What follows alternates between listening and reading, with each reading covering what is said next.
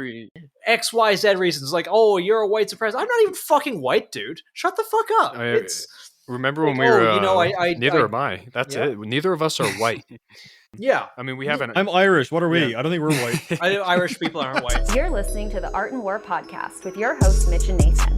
Mitch is a former airborne infantry squad leader who now spends most of his time coaching soccer. Nathan is a professional illustrator and an avid shooter with a couple of years of Canadian military experience. Together, they run the Seaburn art page. Enjoy the show. So I finally have a Reign and a White Claw in my hands at the exact same time. I think we're going to have a moment of history here. You're going to have a fucking heart attack. That's what you're going to have. I'm going to have a heart attack? Yeah, I've had so much coffee today. Holy fuck, guys. You've had coffee, too? Well, your Reigns are only... Got an orange dreamsicle and... Yes. The Canadian Reigns are fucking 180, sauce, yeah. So yeah, they're not the fucking... I had a large Timmy's earlier. Yeah. Timmy H? Yeah, the heart attacks in a cans you get in America, where literally everything in America is just designed to kill the user. Usually slowly. What are the Reigns over in Ireland at? I don't know about the Reign, but I know that I think like the White Monster, which is like my drink of choice, is also like fucking 200 milligrams caffeine or something. But like I crush like about 4 of them a day. So yeah, it's weird how like holy shit, like that's a lot of caffeine in other countries. Then you come to America and it's like, oh, you don't have 300 milligrams in your can. Like you're fucked up. You gotta bump those numbers up. Bump those those numbers. Yeah. Holy shit, guys, this is really good. Is it actually? What flavor Reign is it? Is it like the orange one? It's orange dreamsicle. I've got half a can of orange dreamsicle Reign and half a can of ruby grapefruit White Claw. And delicious. It's wonderful. It genuinely is. I just have an angry... I don't know why it's freaking me out that it's white. Like obviously it should be, but it feels like it should have a color. Honestly, yeah. It's clear. I think... I mean, I got some Mio I can squirt into it. It's... make it full white girl. I'm pretty sure Reign's whole thing is that they don't have like artificial like coloring and shit. Like that's their thing. I think so.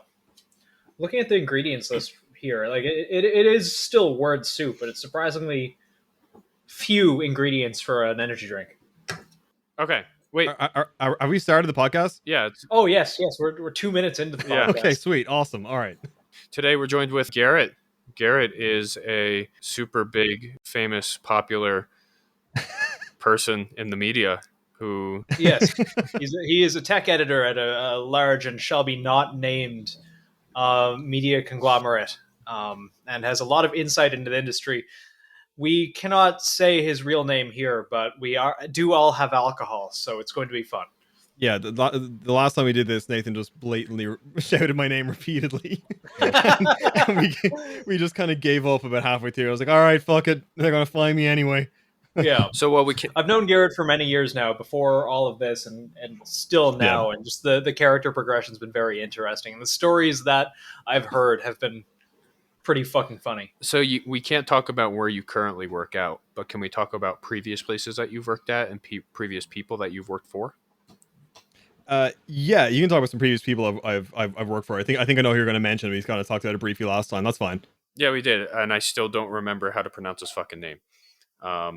Okay, so I initially was one of the famous 41 interns for Milo Yiannopoulos. Oh man, that was where I got my start on this shit. Was working for him and helping like write speeches and things and stuff like that and do research. And there was a lot of great experiences I got out of that. That was super fun. That is so fucking funny. I remember like fond memories being with you in, Place Redacted, halfway across the friggin' hemisphere, like halfway across the continent from where I live. And you gave me the opportunity to meet Milo Yiannopoulos, and we were kind of going to, and I was like, meh, this guy seems like an asshole. And kind of just turned out he was an asshole the entire time. Is he really an asshole?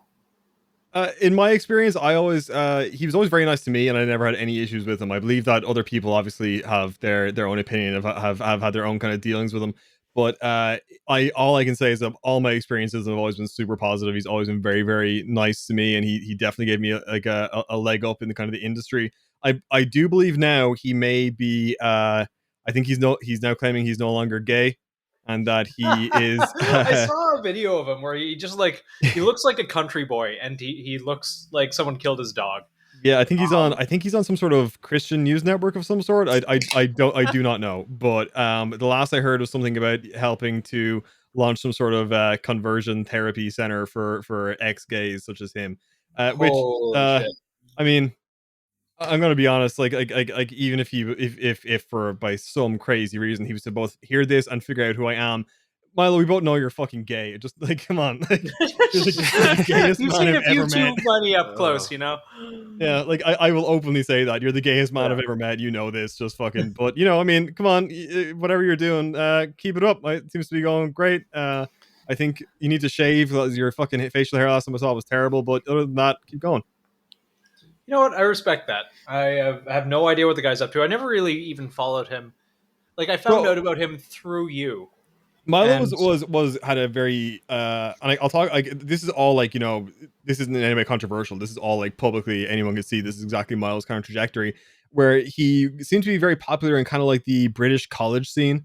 That there was a whole like kind of like you guys know what like obviously what the American college scene is like. There's like a lot oh of yeah, like Yeah. debate clubs and groups and things and all. The British scene has a bit of that, but like not as much. But there is a lot of emphasis on like these very formal debates and events and like he really excelled at that because he is incredible at research and writing. He's genuinely yeah, really good at that. So even when he would take on it like I mean we've all joked that Ben Shapiro likes to rip apart like 19-year-old college students that don't know what the fuck they're talking about. Milo at least very least would debate like actual authors and journalists and other people that were meant to be on the same level as him in terms of knowledge and expertise. And he was very good at that, and he got like on the likes of like kind of Sky News, which is a very popular news network in the UK and Australia and stuff. And he was there is a whole thing, but he founded some sort of I think tech publication at one point and sold it. And there was a whole thing with that. I don't know much about that, but he really rose to prominence then when he started kind of doing these college tours and talking to more people and doing these big debates, and then seemingly drawing the ire of like every single leftist college student in America. Just decided they wanted to hang him, and yeah. they They would kind say of turn happen up all these at the same events. time, and then that like it becomes a self-fulfilling prophecy Hmm. when they start to hate someone because it canonizes them.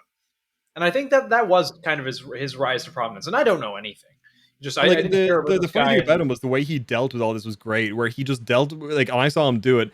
Anytime there was a protester, anyone calling for like his head, anyone freaking out, calling him the devil, he would just respond with nothing but pure love and adoration, and he'd be like, "Oh my god, thank you so much for coming to see me," and like he'd just be like super like over the top, like nice to them, and like he don't like. Remember there was like one dude, a singular dude, turned up at a college event to protest him, and he went out with like cameras and was like, "Come in, darling, come inside, the show's in here," and it's like inviting him to come sit down and hang out and shit. And I, like, I and that, wonder how he would go over in 2021. I genuinely wonder how like the political landscape has changed and kind of everything's escalated within like not it hasn't escalated entirely within its natural limits, but things aren't the same as they were in say 2016. I believe that things are nowhere near as fun. I think that the Milo era of politics was like super fun. Like that was like the time when like people that You were knew less nothing likely about to get shot in the street, I think. yeah, like I here's what I think happened. I think leading up to Trump getting elected, even people that didn't like Trump were enjoying this level of discourse that was going on and like these like events that people were holding and like these kind of Yeah. like even the chance to like shout at each other from across fucking police barriers. I think people really enjoyed that. And the reason that the left was so accepting of that was because they were like, oh, there's no chance Trump's gonna win. So like Yeah. you can just go and shout at these like idiots and and then he won. And then they were like, Yeah. oh fuck. And then it got Everything serious. changed just a little bit. Yeah. That is the more I think about that is actually kind of exactly what happened. Yeah, like suddenly it was like, all right, guys, no more fucking around anymore. We got to do some serious work. And like the left was suddenly like doing their level best to like, take Trump down every single fucking day. There was a new fucking, scandal or he'd done something or he kicked someone's dog or whatever. Yeah, just like look at his hands. If you zoom up, he shakes his hands. He must have Parkinson's. Yeah, exactly, and shit like that. So like then like then anyone that was associated with him or supported him, the likes of like Milo and shit and all, they were like no longer were they a funny joke that you could they were was allowed to parade across campuses and be entertaining. They had to be destroyed and they had to be taken down. They could not exist anymore.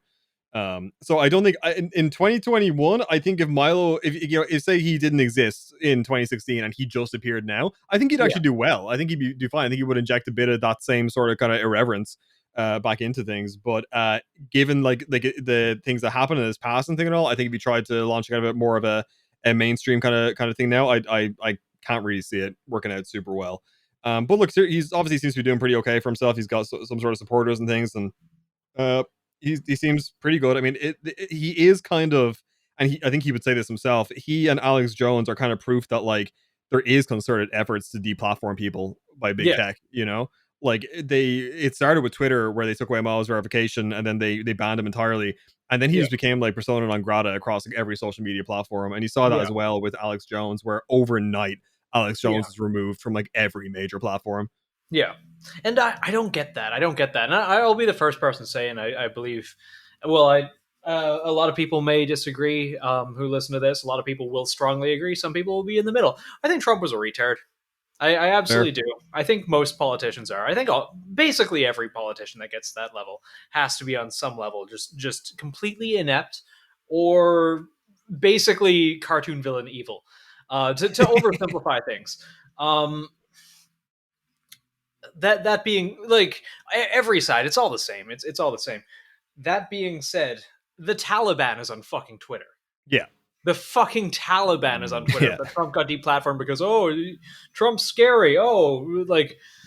This insurrection. They a bunch of fucking 600 unarmed boomers almost overthrew democracy. Are you fucking serious? It's like, this is the worst thing to happen since 9/11. This is worse than 9/11. The amount of times I've seen that this is the worst thing to happen since 9/11, or that this was worse than 9/11. Are you fucking serious? Yeah, that's like wild. A bunch of boomers and just it threatens the fundamental nature of our democracy. Shut the fuck up. Like, it's all dumb. It's sorry. It is crazy. Even if you think that January 6th was very bad, which like I mean whatever. Like I honestly I don't care. But like to compare it to 9/11. To compare it to fucking 9/11 is just wild. It's worse than 9/11. 9/11. Yeah. Like it's just such an insane fucking comparison, you know? Yeah. Like you can say like, I think like, I think it was terrible. You can even go as far as like, I think those people were traitors and like freak out. But to be like, they are on the same level as the terrorists that like blew up the fucking Twin Towers. So fucking stupid. It's been being milked for political gain for so fucking long by both sides. People are like canonizing people on like the right. They're like, these people almost overthrew democracy. AOC was so scared in the other building across the street and evacuated hours before people actually got in. Like, the idea that it was a threat to the established order in any way, shape, or form is just fucking laughable. And was it true that AOC's shoes got stolen during the riot? They did. There's a picture of some fucking retard sniffing her seat, and I laughed so hard when I saw that. Yeah, that's the biggest threat to democracy. Let a bunch of I think the average age of the people in there was 40 something. Okay, so apparently Cortez says that the tweet was Photoshop, but I want to believe that was real. And someone just stole some her absolute coomer just went in and stole all of her shoes. And just every day, waiting for his court date. Probably he's just has him duct taped to his face.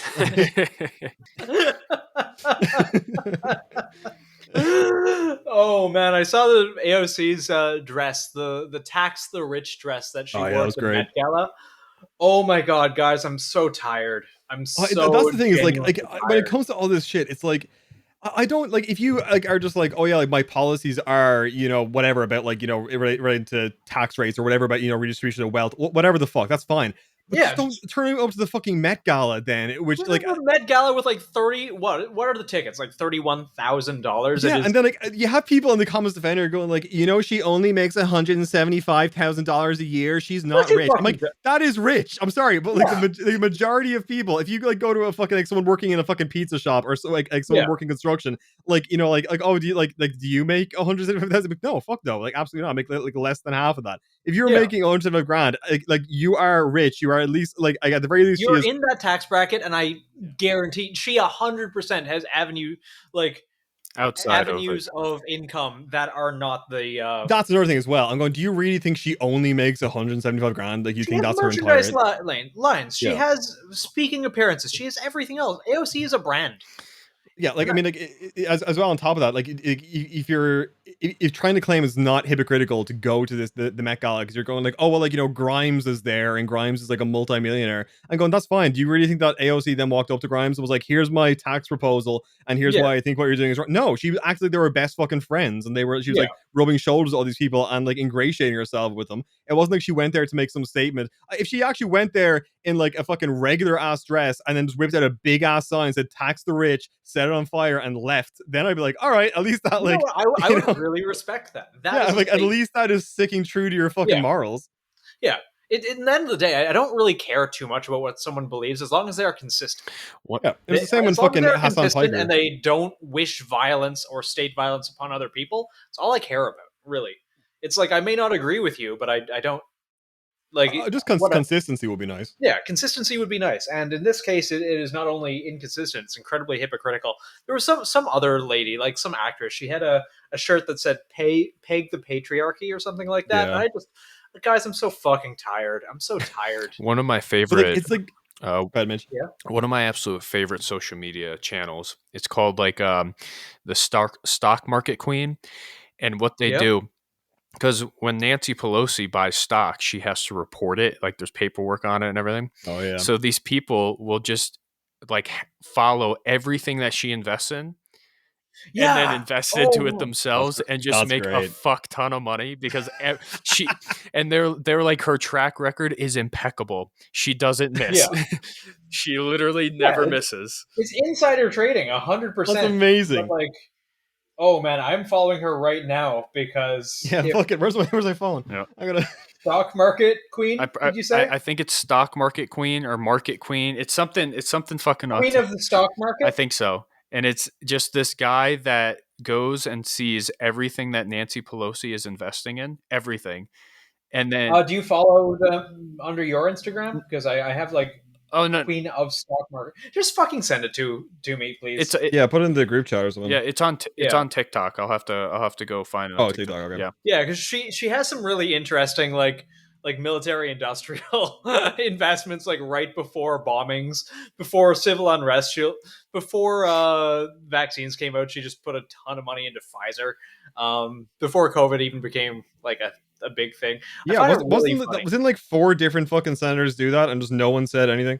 Yep. Yeah. Well, nobody said anything about AOC's publicity stunt where she went to that random parking lot and put up like. Oh yeah, she took the fence. The parking lot being like. Yeah, I'm at the border. It's so bad. Nobody said anything about that.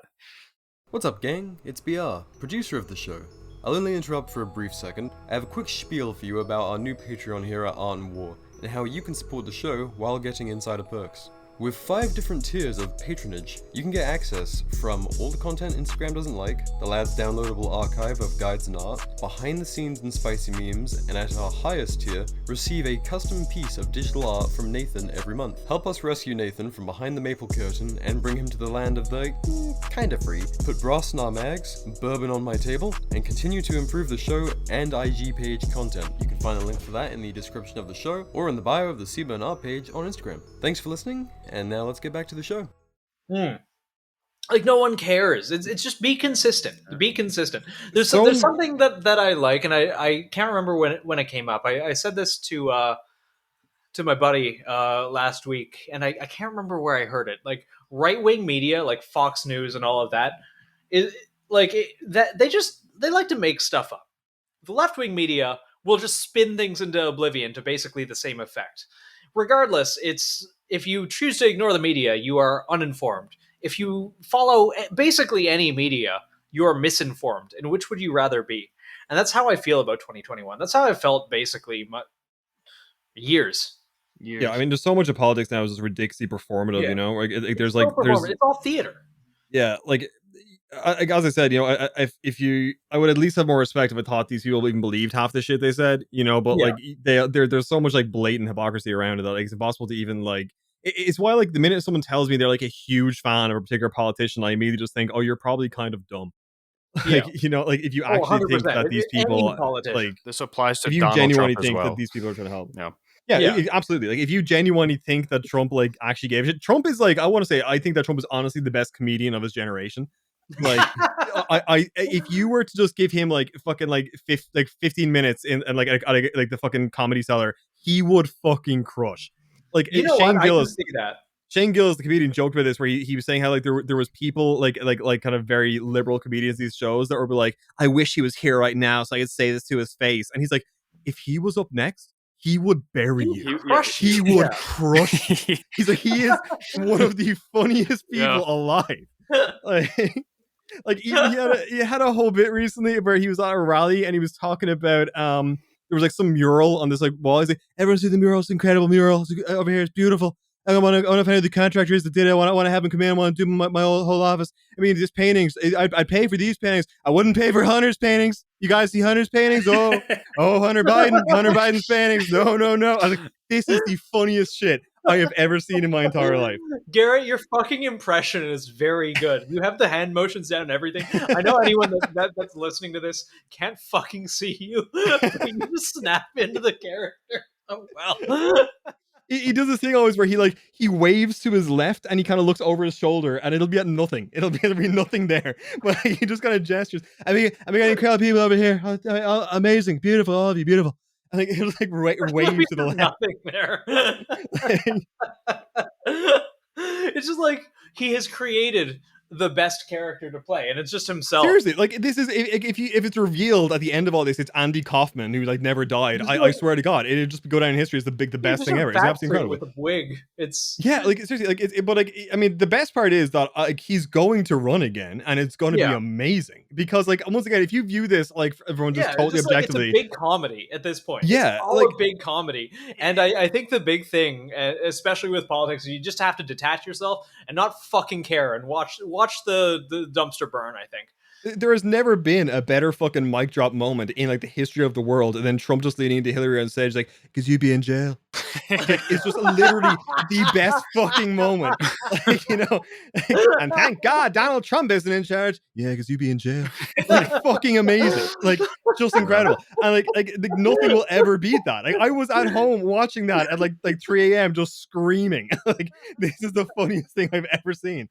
Like so I just hope to God that they manage to like pump Biden full of fucking Adderall and steroids and get him on stage for the next debates just so he can fully check out and does not have any idea where he is, and like have Trump just basically verbally berate him for like fucking hours. Like, and once again, you don't even have to be a fan of Trump to enjoy that. It is just ridiculous. The whole situation is insane. It is genuinely just at this point, it's reality TV to me. Yeah, that's what it is, and it shouldn't be. It shouldn't be. We're both very, very like simultaneously plugged in and very detached from politics. I'm not a fan of anyone, and I never really have been, especially getting back into the idea of canonizing politicians. But fuck me, is it not funny to watch? It's all such a wonderful car crash that you can't look away from. I think that Kamala Harris versus Donald Trump in a debate would be even better. Oh my god! I would pay per view to watch that. Because Kamala Harris would be like, "Excuse me, I'm talking. Don't talk over me." And Donald Trump would not give a shut up, bitch.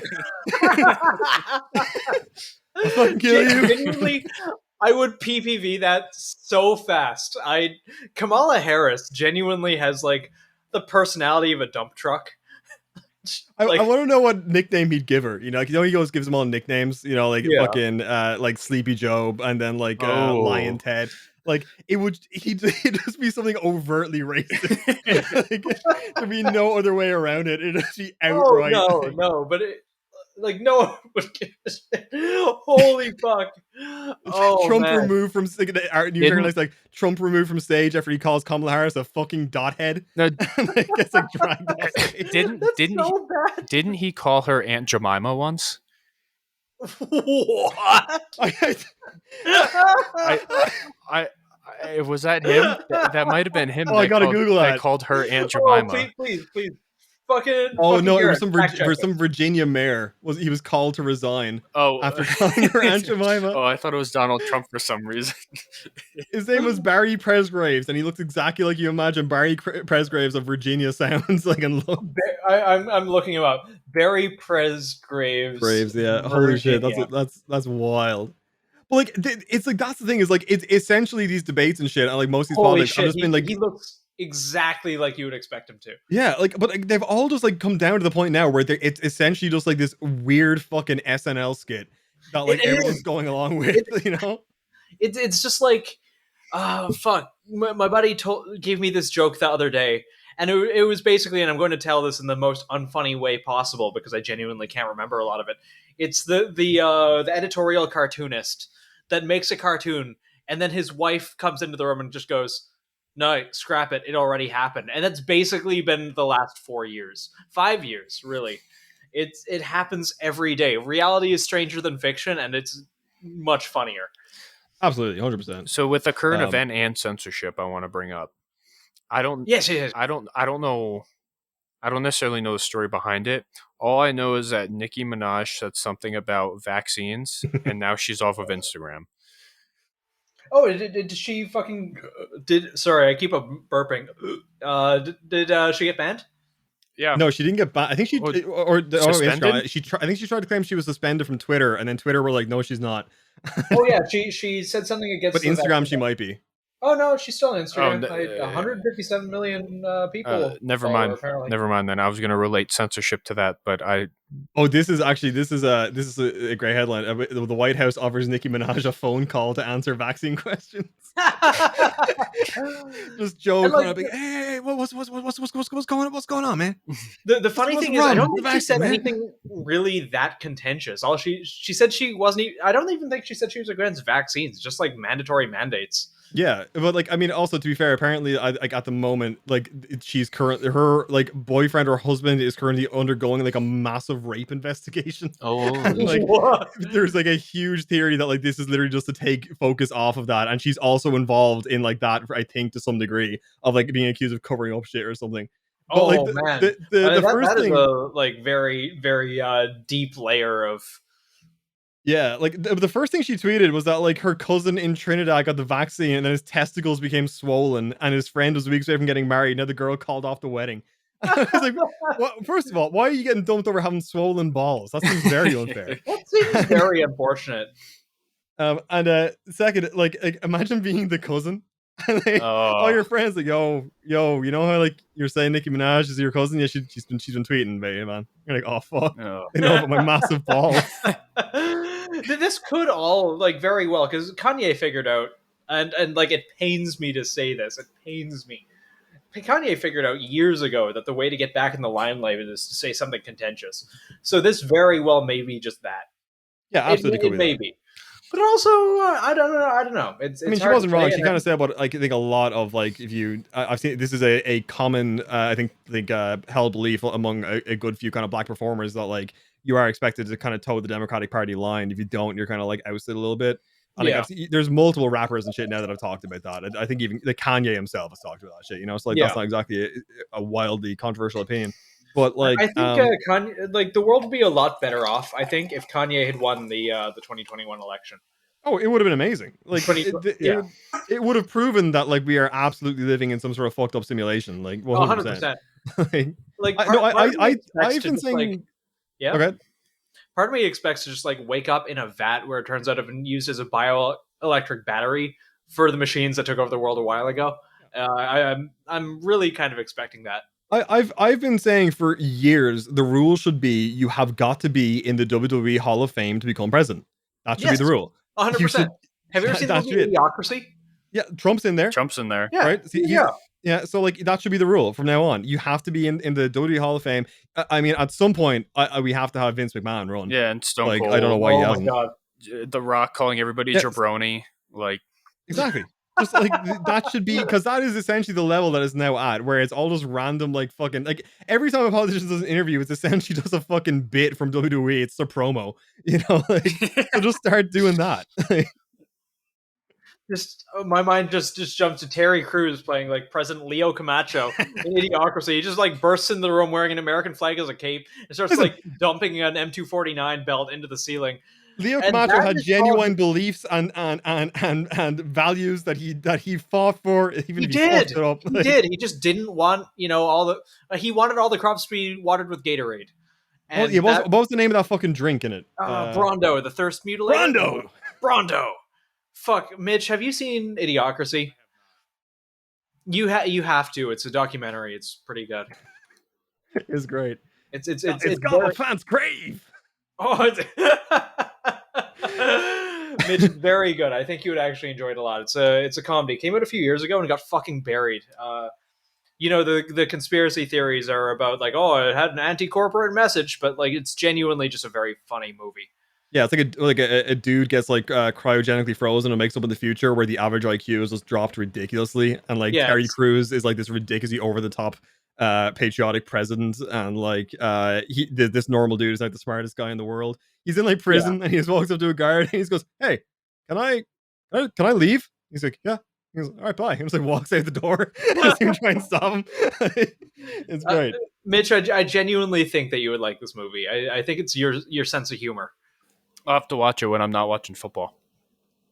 Yes. Oh yeah, the NFL is happening. I don't know anything about the NFL. I don't know anything about organized sports, nor do I really.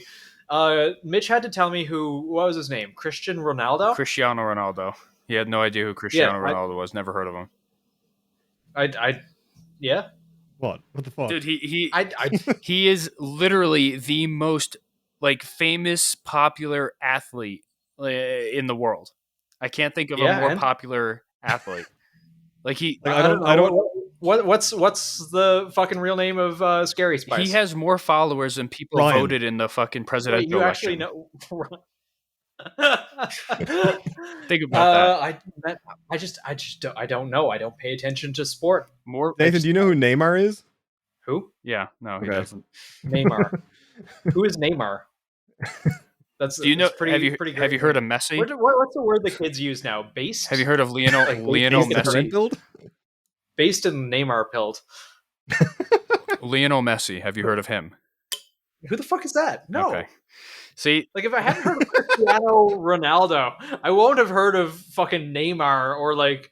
Like I genuinely like dislike soccer. I grew up with it being like super popular all around me. Like genuinely, really never got into it. If anything, the more popular it got, the more I disliked it. And I can at least name like half the fucking players. Well, Garrett, you live in fucking Ireland, where you are surrounded by Roy Keane. This is true. I live in Roy Keane. like not. I live in a subdivision in buttfuck East Coast Canada. I am very insulated from all of this. I haven't had cable in over 10 years. I don't even remember the last time I watched TV just to myself. Actually, no. Once. But I don't know sports. You don't have to. I mean, to be fair, if you like, this is just people. This is just like if you know who like Joe Biden is, you know who Cristiano Ronaldo is. I'm sorry. I apparently not. I think I know who Joe Biden is. More people follow Cristiano Ronaldo. More people follow Cristiano Ronaldo on Instagram than total people voted in the 2020 election. That's a very low bar, though. That's a very low bar. Yeah, fair. To be fair, fucking no one turned up. Yeah, fucking no one. In the most popular election of all time. Yeah. Yes, the most popular election of all time, where the president was chosen by like 23% of the votes or something like that. Yeah. 23. It is always very funny to me when you see those like, stats afterwards, and it's like if you compare like any other country, like their voting stats are always in like the fucking like 70 plus, and America's like about 10 people came out, and then we got this lad as president. Yeah. We just have this lad, and by the way, your bump stock's illegal now, I guess. Yeah. But yeah, no, I still have no idea who Cristiano Ronaldo is. I guess he kicks a ball for a living, and that's cool. To be fair, I mean, it's like asking me about NFL. All I know is like that Tom Brady is the greatest man to ever live, and I fully believe that. Yeah, but you know who Tom Brady is. Like you still know who he is. Do you know who Tom Brady is? Okay, that's a name I've heard. I've heard the name. Okay, you've heard the name. I've heard of that name. Okay, you've heard Tom Brady. He plays the football, American football. Yeah. Okay. Yes, I've heard of. He is the American football, correct? I'm pretty sure he's the head of the NFL. I'm pretty sure. Yeah. He is football. Yep. He's the guy inside the gritty suit. Mm-hmm, mm-hmm. That's it. Which is also a football thing. I'm sure of it. Mm-hmm, mm-hmm. Just quote me here. So Brady's with the Buccaneers at the moment, isn't he? Yeah, he's with the Buccaneers. Gritty? Yeah, the Buccaneers. I thought gritty was a hockey thing. No, not Gritty. No, Tom Brady. Oh, okay. Yeah. My bad. Yeah, no, Gritty is the starting quarterback for the Tampa Bay Buccaneers. Yeah. well up, Nate. He's just lacing balls down the fucking field. After your internship, where did you go after that? Yes. Not you, Nathan. I don't give a fuck about your internship. I cannot. Jesus Christ, it's gonna die. I White Car can't Rain. really reveal that, but I can say that it was a major media publication, and it's kind of where I got like a lot of my experience now. It's been like a it's one of the larger ones, and it's I primarily work on like tech there, so like my day-to-day shit is like focusing on privacy, security. Some of it is definitely like the boring shit, like I mean, like no one really gives a shit when you do an article about like I don't know, some like tech company discovered a virus, and like but it's already been patched and no one needs to worry and blah blah. So like that sort of stuff is like it's just the general kind of headline stuff you need to keep going. But like the majority of people aren't going to read that. What gets interesting is when you start being able to kind of like relate that stuff to like normal people. So you can like a good one recently.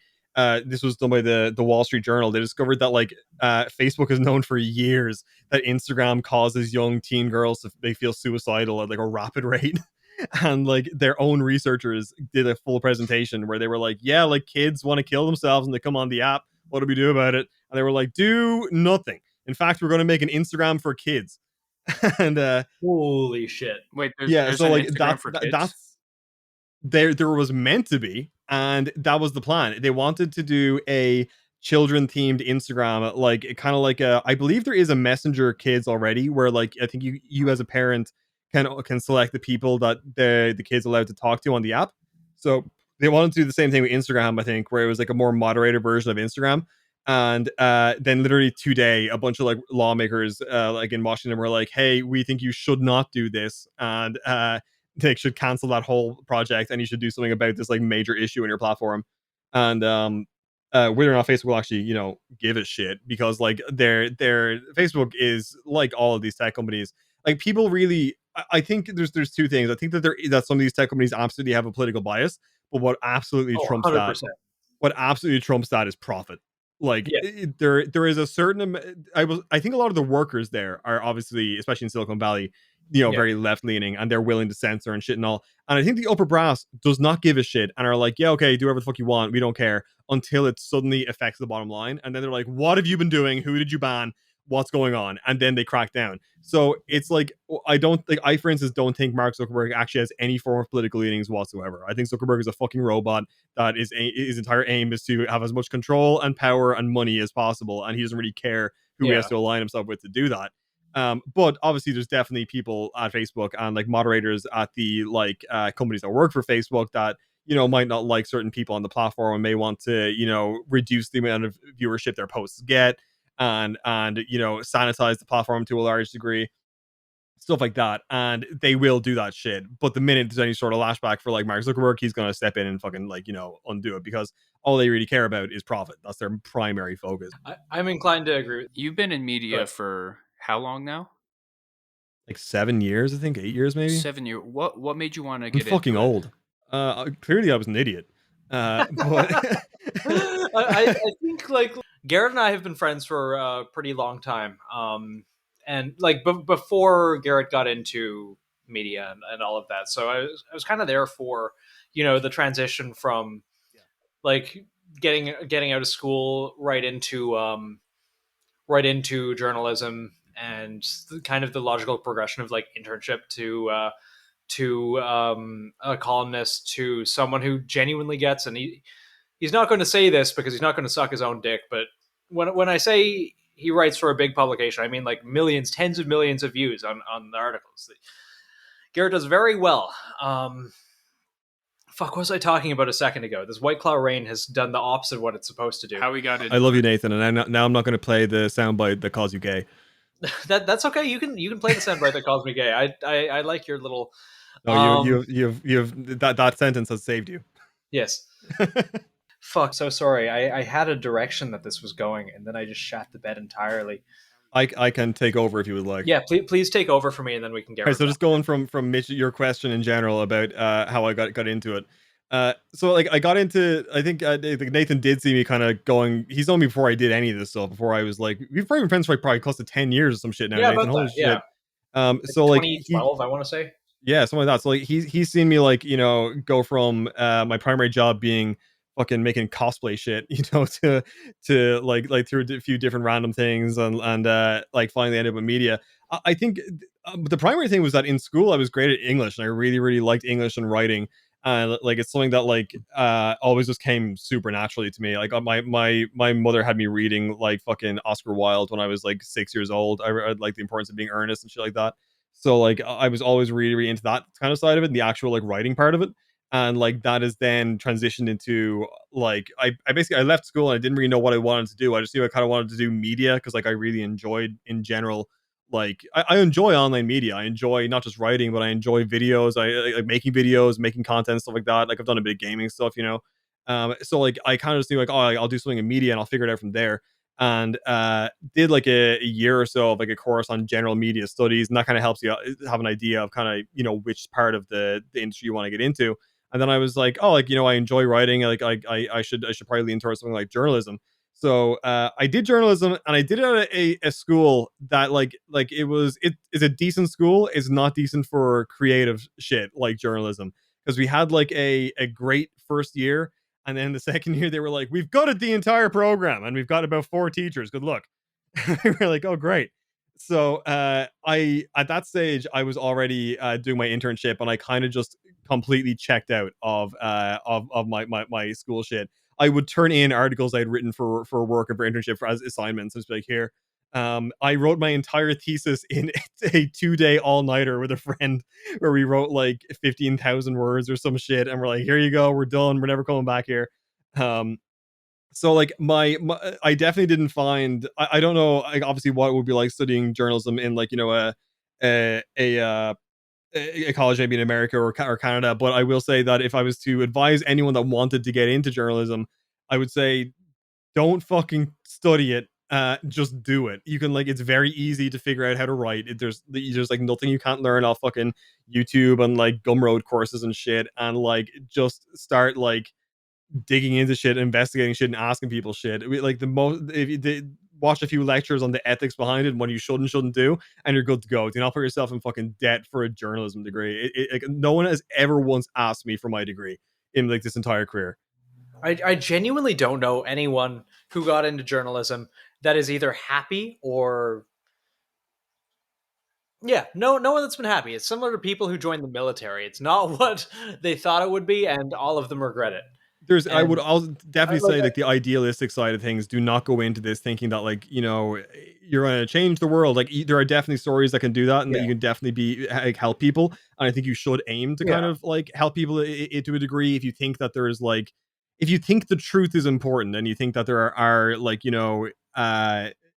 like whether or not it pisses people off that what actually happened has some sort of impact on reality, like, and telling that story has an impact on events, and it should, and idealistically think that's how the world should work.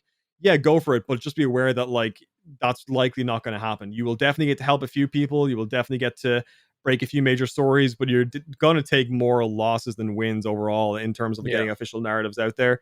But like it's I got into it, I think, primarily because I felt like that. I thought like, I wasn't super like, I never wanted to, for instance, go to war zones and get shot at. That wasn't someone I was particularly super interested in, but I was like, oh no, like I enjoy like tech specifically. I think there's a lot of interesting stuff happening in tech. I think this would be a good area to explore and to talk about. And then I found my niche in there then of focusing on mainly privacy and censorship and security. And so I think that would be my suggestion. Find an area you have interest in outside of journalism, something you're already interested in, and then figure out what niche within there you think you could explore and do some sort of like actual interesting work within. Much like that comparison that you made to the military, where like a lot of people that join the military have really good intentions and they want to help and save the world, and much like journalists, I'm sure, feel the same way, and maybe some very well still do. Maybe you still do. When was that moment though where you realized that it wasn't what you thought it was, if that makes sense? I think a lot of people do have like a singular moment where they suddenly feel like, oh, like, this is totally different. But for me, it wasn't a singular moment. It was more so just working over a long period of time. And after about like 3 years, and you go, oh, I had like that one super interesting part, that super interesting story where all that stuff happened, and then like it's back to 9 to 5, and you're just kind of like churning out stories. And when that's the majority of your day, you kind of start going like, oh, this isn't like this super exciting. Like you can never expect any job. Like you wouldn't in the military expect. Like you're going to be in fucking firefights every single day in the military. You know, you're just, I'm sure there's days where you're just loading shit on and off trucks, and you're doing drills or whatever. You know, like it's kind of similar. Like I think that's when you start realizing like, oh, like okay, this isn't like this like super. It's not like the movies portray it. It's not like you're in a newsroom with your friends going through files, going, I found it. I found the evidence. You know, like that's not it. You know, it wasn't a singular moment, more so just kind of experience over time. You start to go like, oh yeah, no, this is what the actual job is. This is what your day to day is, and like then you decide if you like that or you don't. And you know, like I think for me, like part of the reason I've stuck with it so long is like I enjoy what I do. I enjoy the area that I cover, and then like remote work is kind of pretty incredible. Like you know, I've been remote work my entire career almost, and like it's great to just be able to, you know, if you know the day before like the stories you're going to hit, and like all you got to do is hit them in the morning, and then you can like, you know, I don't know, go to the beach or some shit and just keep an eye on your phone and update stories as things come in. You know, it can be kind of very handy in that sort of way. Like a lot of journalists I know have more than one job, for instance, which is also kind of very freeing. It gives you the kind of time to make more money and stuff. Like a lot of them are, I know journalists that are lawyers, I know journalists that are like mechanics. Like I know like people do all sorts of stuff doing this stuff, you know. So it's kind of like a very flexible career, but you also have to be okay with that type of lifestyle as well, where you don't have, uh, you might have a steady paycheck, but maybe you don't have the sort of security that someone, well, I mean, 10 years ago, what said someone working in like, you know, a finance department would have. But honestly, I think the majority of job security doesn't exist anymore. Most people I know don't last more than about 3 years in a place. Well, you've done very well. I feel like a lot of the people who got into journalism I know, like 4 years ago, they would have been like, oh, you know, 5 ways that, like list articles, like BuzzFeed kind of, like 8 cats that are too cute for life. And now it's like, well, you know, let's zoom in on Trump's hand and he wiggles it here and he's definitely got Parkinson's. And it's all clickbait shit. I was at a party once where I had a friend tell me, he was talking to me, he was like, oh yeah, my girlfriend just finished college, and like, you know, she's finding it really hard. She's to get a job at the moment. There's nothing out there. And he's like, she got a degree in journalism. Like, there's nowhere hiring. And I was like, yeah. He's like, yeah, she's working like a shop at the moment. She doesn't know what she wants to do, but like, she's still looking. She's putting out feelers on. What are you doing? I'm like, I'm a journalist.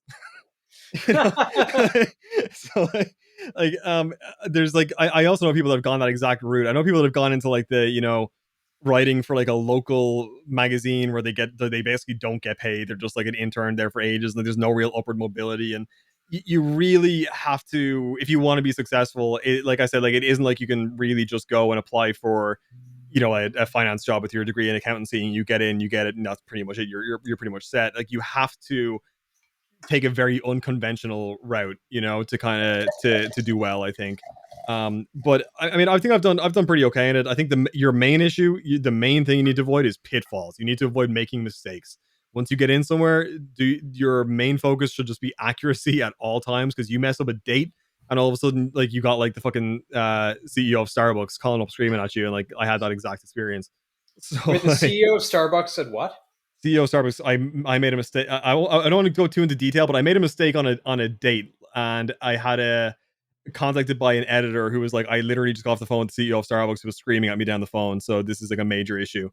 So like that's like the sort of stuff you have to watch out for. You know, you can't like minor details will screw you over. So you need to be very sure of what you're doing. Well, it seems like while minor details might be very important, it seems like also sometimes they are purposely omitted. Oh yeah.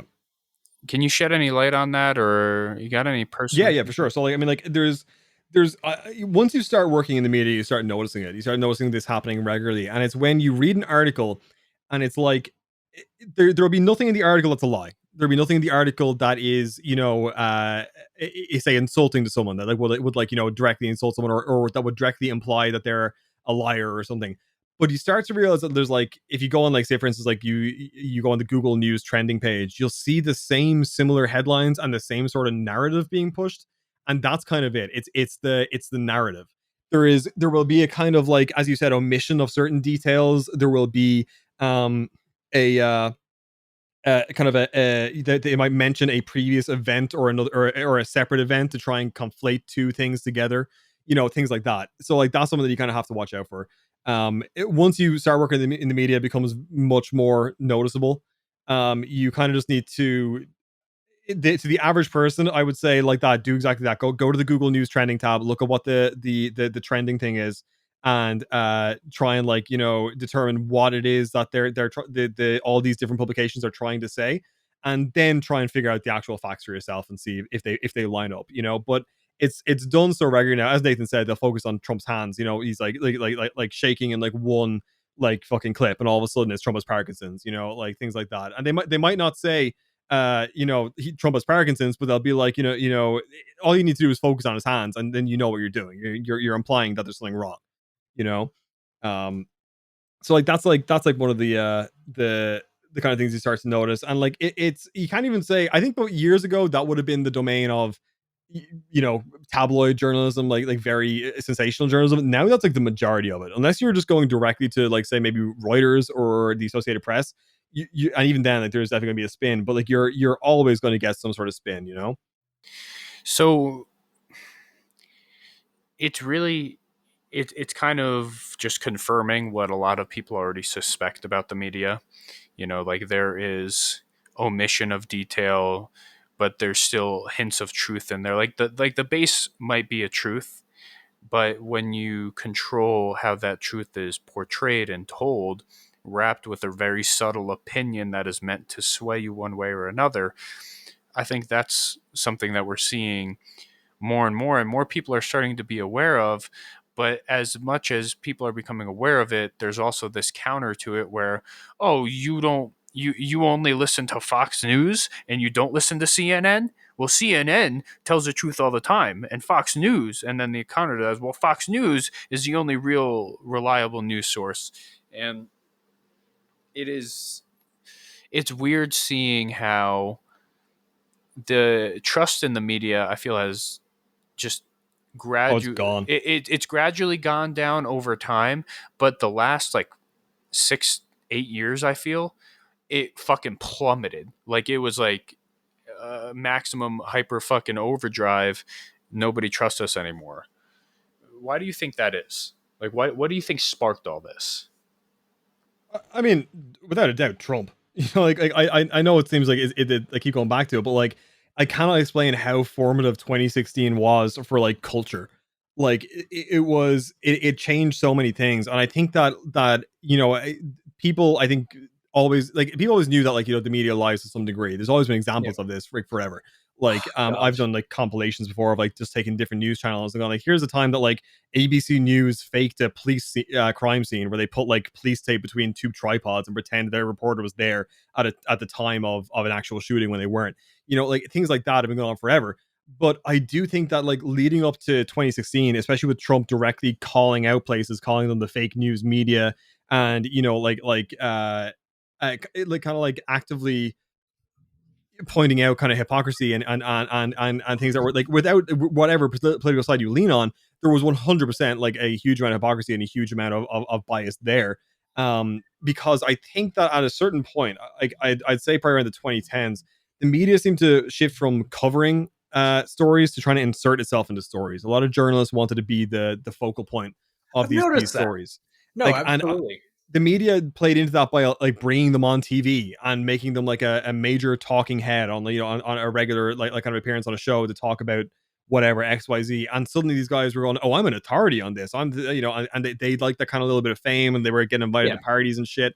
Nothing gets me less interested in news media or anything else than when they bring in a supposed expert on any subject, because they never are. Oh yeah, 100%. They're always just a random dude with opinions. So an interesting thing about that is that, and as I said, journalists often have multiple jobs, and one of mine that I can't go into detail about at all, but I do ghostwriting, like a few different people. The trick behind ghostwriting, the reason people will pay people to write a book, is that the minute you have a book written, you can be an expert on that topic. That's all these shows require, to have you be an expert on a topic. So if you want to suddenly become an expert on, say, just Afghanistan, which obviously would get you on a lot of shows right now, all you have to do is pay someone about 10 grand to write you a book. It doesn't matter if anyone buys that book. It doesn't matter if like the book is anyway popular. All that matters is that you've written a book on this. You are now an expert on that topic. And these shows will bring you on to talk about that. So like you said, most of these people haven't got a clue what they're talking about. but they had someone write a book, or they wrote a book, and it's good to go. They can suddenly appear on Fox, on CNN, on whatever, on NBC, and like they'll just be taking it on at face value, someone that is knowledgeable on this subject, when often they're not. I mean, I'm someone that's been working in tech for the past like 7 years. Even I would be kind of like hesitant to be like, oh, I'm an expert on this topic. No, I'd say I know quite a lot. I'd say that I can talk a lot about this stuff. I'd say that I've got a lot of details and stories, but I think that the bar for what counts as an expert should be higher than it currently is. Yeah, no, I 100% agree. But I remember hearing about a thing where it was, again, another buddy, and as always, anyone listening to me say literally anything about anything, I'm just a dude who draws. Fact check me on whatever. But and I fucking hate John Oliver. I hate John Oliver. But he did a bit with how easy is it to get on like morning news, daytime talk show. Oh yeah, all of those things. Just how easy is it to get on the morning news and just various cable networks? And they hired an actor to play a doctor, and they just peddled shit. They just peddled like, oh yeah, this fleece blanket will make your dick bigger or whatever. Yeah, God, it wasn't that, but it was genuinely about as asinine and silly and unprovable. And they managed to get on every single TV booking that they tried to as an expert. Yeah, like it's super easy to do shit like that. Like it's wild, but like in terms of like the just kind of go back to what Mitch was saying about in general, but like the kind of distrust of the media, I do think 2016 was like a catalyst for it. I think that there was so many examples, very blatant examples, where even people who didn't like Trump were kind of going like, "Oh well, like I saw the video though. He didn't say that. He didn't say what the headline said. He said, like things like that." And there was so much kind of like I suppose in general vitriol on a lot of sides during that election season that like it became very obvious then kind of what sides these news networks like leaned on as well. It became very obvious that CNN was anti-Trump. It became very obvious that Fox was pro-Trump. And one of the reasons that like Trump was able to call it out so well is that no one in the world watches more cable news than Donald fucking Trump. Like the one that always gets to me that I was like, I can't believe he was right about this, was, do you remember when he was talking about like Antifa, and he was like, you see them on the news, they go up and they got cans of soup, and they go, this is just soup for my family, it's soup for my family, and they're throwing it at people, they're throwing it at them, but they're using it as a weapon, but they're saying no, they're on CNN, this is soup for my family. And everyone's like, what the fuck are you talking about, you crazy person? What are you on about? The clip exists. There is a dude that was wearing a fucking balaclava at a protest and is being interviewed by a CNN reporter, and he's got a plastic bag filled with cans of soup, and the reporter's like, oh, what you got soup for? You're not planning to throw that, are you? And he's like, no, it's for my family, this is dinner for my family. And I was like, Trump was right about this. What the reason that no one knew Trump was right about this is because no one watches that much cable news. No one but him is sitting there watching the fucking TV. So like there is, I think, like examples like that, then when they come out and then everyone goes like, oh no, it turns out he was right about this, holy shit. Like it just added to that kind of overall general distrust people had of the media. And like it's I don't see it really getting any better. Like every day it seems to me that there's very few, like even as someone who works in the media, I'd find it hard to point to like an example of something that is completely unbiased. You just at this stage have to go, everything's biased, I've got to use my brain to filter it and go like, which place, if I get my news from this side and this side, I've probably got a well-rounded opinion and acknowledge the facts at this stage. I think that's a good way of looking at it. God, I don't know anyone who watches the news anymore that's under like 50. I genuinely don't. I remember there was this benefactor of mine. I stayed with her in New York for a little while, and she was very like independently sugar wealthy. mama. Either way, she lived in like Main Street in New York, and I spent a little bit of time there. And she just watched CNN all day, and I just don't understand the opinions she would regurgitate. Oh my god, it was like I genuinely couldn't. I couldn't be there. I couldn't anything. Watching, I think that is the only time, other than snippets at the gym while I'm on the treadmill, where I will catch any CNN, and it's just garbage. It's genuinely just garbage. As I think all cable news is. It's I don't understand how anyone lacks the self-awareness to actually watch it and go like, oh yes, this is factual and real reporting. Oh yes, this is exactly what I want for my news media. I don't understand. Maybe I'm just jaded. Well, yes, we figured that out a long time ago, but you mentioned, yeah, but you're not wrong, You mentioned that you have a very big interest in, the tech side and censorship. Where did that interest in the censorship specifically come from?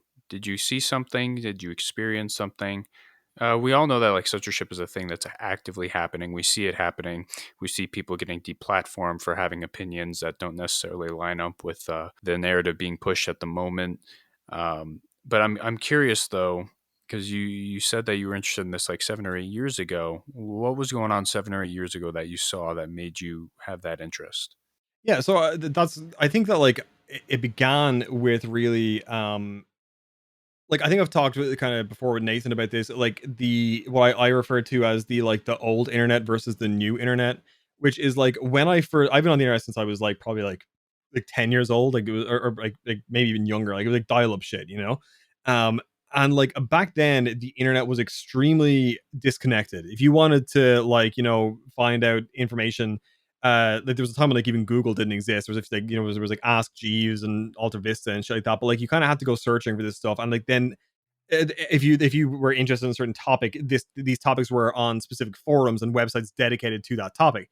But as time has gone on, we've ended up with these kind of very the internet is essentially broken down into like 4 or 5 websites. Like if you were to ask someone like do you use the internet, they're like, yeah, I use Facebook, Google, YouTube, Twitter, Instagram. And kind of like that's basically the internet for the majority of people now. And so as I kind of went from that kind of old internet where like I was on like forums and like even shit like fucking 4chan back in the day and shit, to like being on Twitter and Instagram and Facebook and all now, I started to see what I kind of refer to as like this weird sanitization of the internet, where there was all of a sudden there was no more real room for anything that was kind of edgy or kind of like offensive or anything like that. But at the same everything time, centralized and became corporate around the same time. yeah. Sorry, go on. So no, that's exactly that. Thank you, because that's exactly it. Like as that it became more centralized, more corporate like that, I started to kind of notice that kind of sanitization, and that became very interesting to me because I was kind of going like it's weird. Like I remember kind of the fun days of saying like just ridiculous like offensive shit back in the days with my friends online, and then all of a sudden I was like, oh no, I'm afraid to do that now. Like why is that? This is like years ago, and I would notice that kind of like how easy it was then to suddenly kind of find yourself locked out of the internet. Before, if you were banned from like a specific forum, it was like, oh well, and you move on to a different forum, whatever the fuck. Now it was like, oh, you're banned from Twitter. That's like the majority of like your fucking daily browsing habit gone. Oh yeah, everything's all in the so, same place. Yeah, so because of that, I was kind of like interested in what happens when people get what happens when these platforms not only remove people on a regular basis, but their motivation for doing so is possibly politically motivated, or is motivated by disliking like kind of a, not in terms of offensive speech, but like something that someone might say that might piss off shareholders. Like if someone is suddenly heavily criticizing, say, Saudi Arabia, and Twitter's got a ton of Saudi Arabian investors, like then that person gets banned. Like that stuff to me became very interesting, and I started to see kind of more examples of that. And the first one was when I was doing my internship with Milo, and he got his blue check mark removed from Twitter. And the reason I found that very interesting was that the blue check mark was only ever meant to be verification that you are who you say you are, that you are a public figure that people know, and you are who you say you are. Yeah. And suddenly this was removed because Milo was saying things that they didn't like.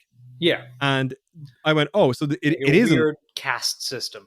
Yeah, I was like, so this isn't to just determine someone's identity. This isn't just to determine they are who they say they are. This is a privilege that is being taken away, and you're punishing him for something he said, like maybe not even on the platform, something he might have said offline.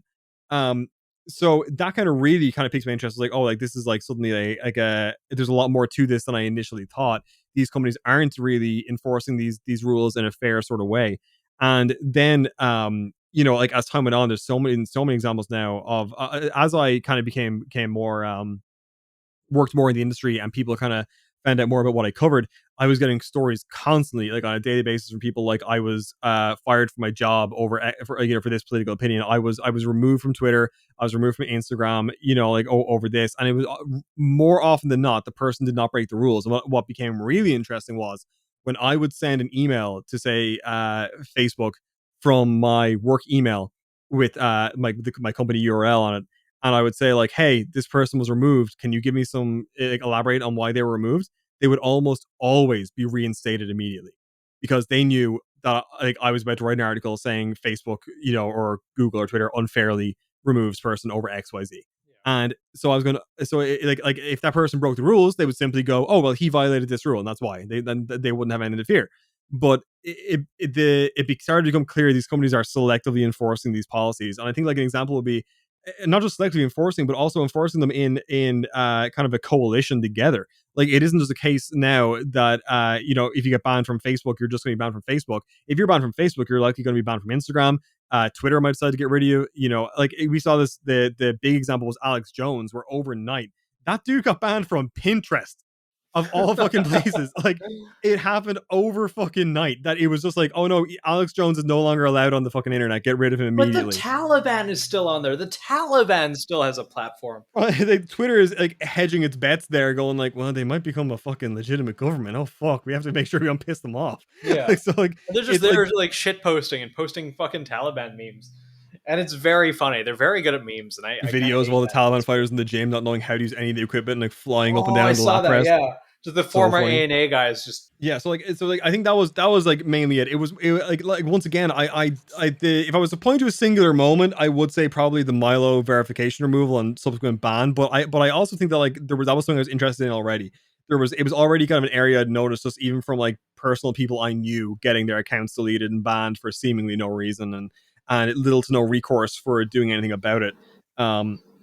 And like then, as I said, when I started working in this field, I had people just flooding my inbox with stories. I got banned for this, I got banned for this, and like nearly always they'd be reinstated within 24 hours of me just sending an inquiry, just going, hi, I'm just wondering why this person was banned, and suddenly their account was reinstated. You're very lucky, because we haven't had that. We've been banned, and no reason's ever been given. And I genuinely racked my brain and looked at everything, and there is no reason. Have you guys been banned? Yeah. Oh yeah. How many times now?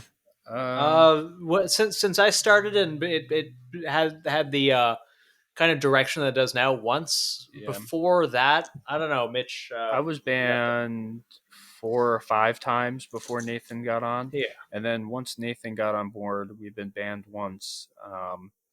No reason was given any of the times. It was I've been banned before the election, and then right before the election, then after the election, then after January 6th, and then there was another time with you and me, Nathan, when we had that 30. We were at like 33,000, and they just we're at 33,000.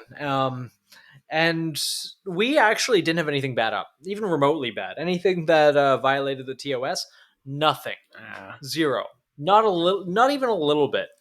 And it just fucking happened. Mitch sends me a message being like, hey, something's wrong. Can you check Instagram? And we're just fucking banned. We appealed it.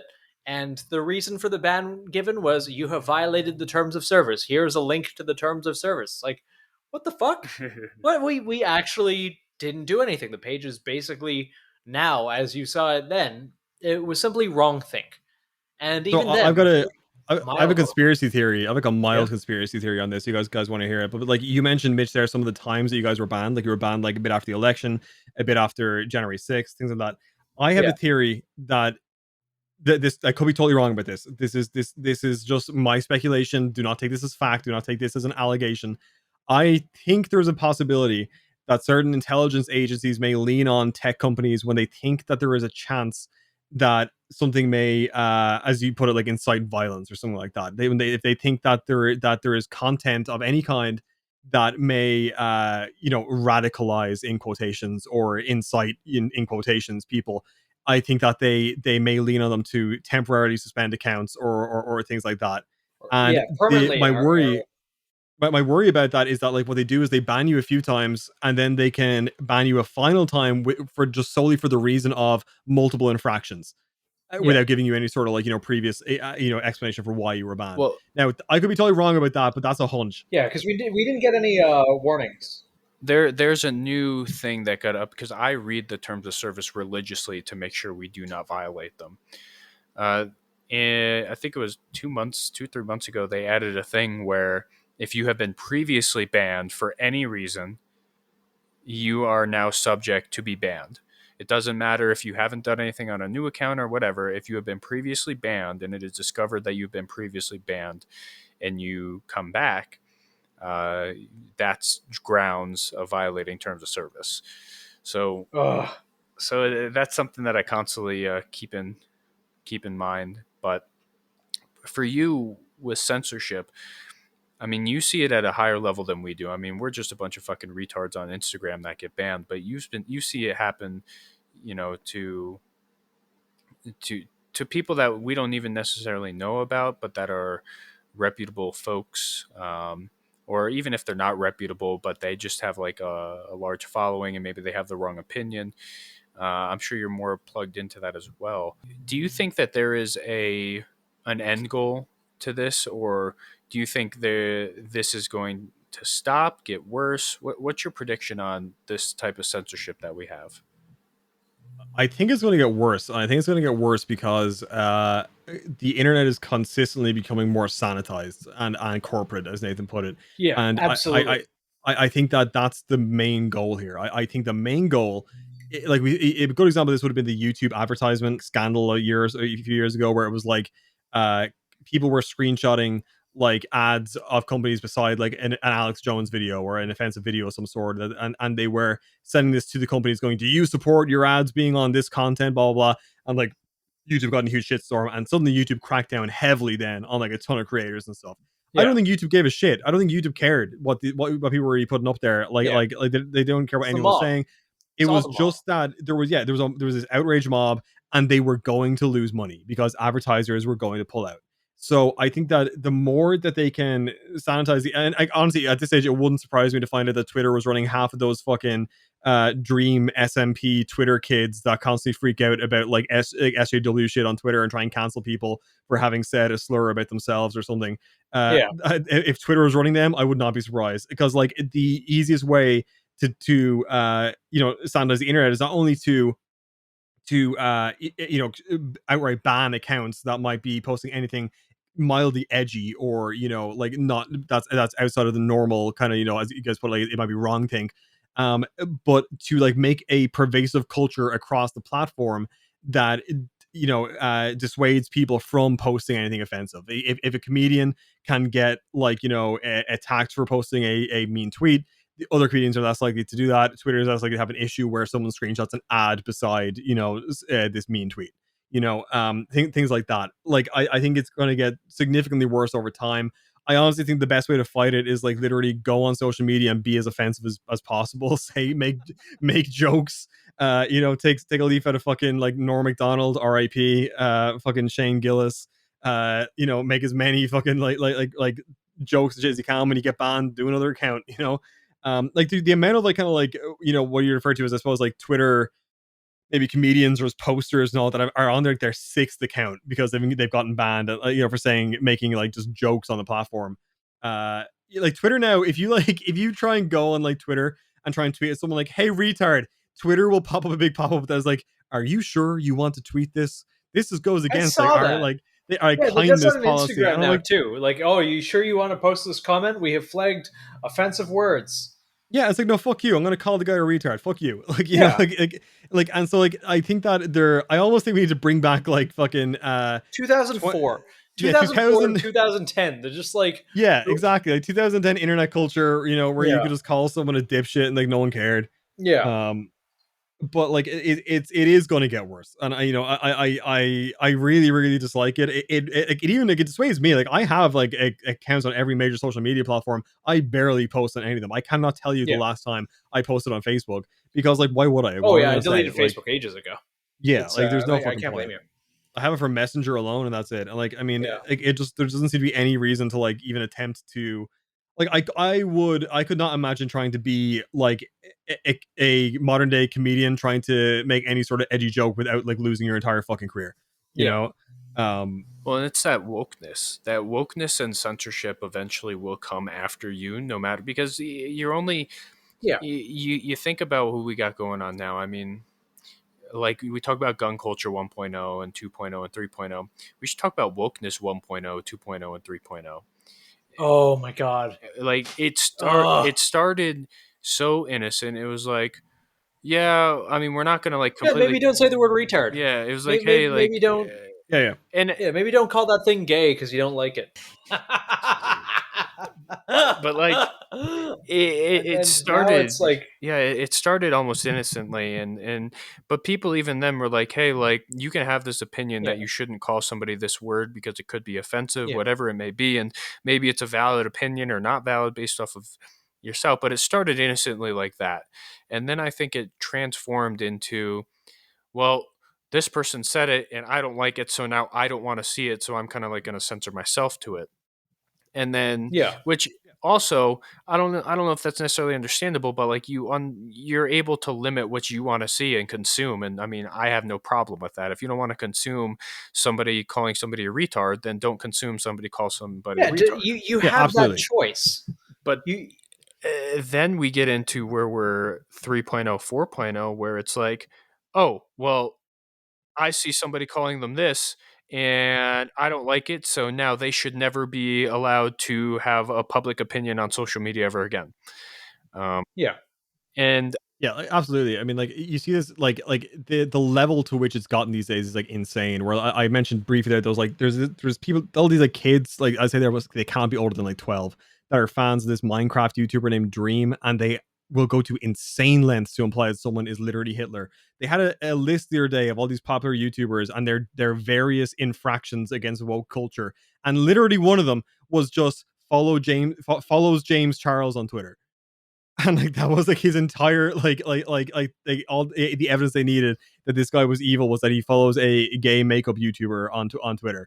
And like the level, like the, as you said, like the kind of the wokeness 1.0 being just like, maybe don't use slurs or say offensive things, has now turned into like, do not associate with anyone that has done anything wrong ever, because if you do, you're literally as bad as them and you should be shot. yeah, and it's coming more from, it's not just on social media anymore. It's starting to go into real life, to yeah. where, like, you see comedians, and Bill Burr has a bit about it. I'm not even going to try to do it because he's just significantly funnier and better at it than I am. I really like Bill Burr. But he was mentioning, he's like, man, like, he gets away with it because of his status, and like he's always been like that. Like he's always just kind of been like offensive, and he never conceded to even like 1.0 culture, 2.0. He's like, I don't give a fuck. People call him racist, and then they find out that he's married to a black woman and has kids with her. Like, it's just, Oh, you can still totally be racist, Mitch. If you're married to a black woman, but you say a microaggression, then you're a white supremacist. yeah, but we see things like that, and some people are kind of like immune at the moment. Like Bill Burr is like, yeah, I'm kind of Yeah. immune because I've always been like this. But there's some Yeah, people. I think it depends how you come out the gate. Like we had our episode 1, we're just like, yeah, we're just a bunch of fucking retards. Oh well, that's gay.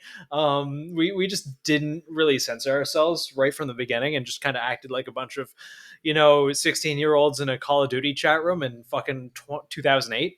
But I think like that's our brand. We started with that, and that's okay. It's like no one's going to criticize South Park or fucking Rick and Morty for being the way that they are, because we've never tried to take a side. And it's a lot easier to go after your own side than it is to go after someone who just never agreed with you to begin with. Yeah, You're dead right. There's definitely like a ton of like comedians on like shows, things that have kind of been grandfathered into a degree, like because they were always kind of doing this. And like what's funny is sometimes when you find out like fans that like newer, clearly young fans discover like a previous show's like seasons or like episodes or jokes and are like absolutely shocked by it. And it's like, yeah, like this, but they've like people are consistently trying to apply like modern day kind of ethics on like arguments to like older like content that like is just like you can't do that. It's like being absolutely shocked and like in horror at the fact that in like I know the Wild West people would regularly say like the N-word. It's like fucking of course, and you can't like then like go back to someone back then and go, that must mean they were a terrible person. That was like socially acceptable at the time. Like what do you expect them to do? Like retroactively know in the future that this isn't going to be acceptable? Like no. All I know is that people need to stop worrying about microaggressions and start worrying about macroaggressions, because I'm about to fucking hit them.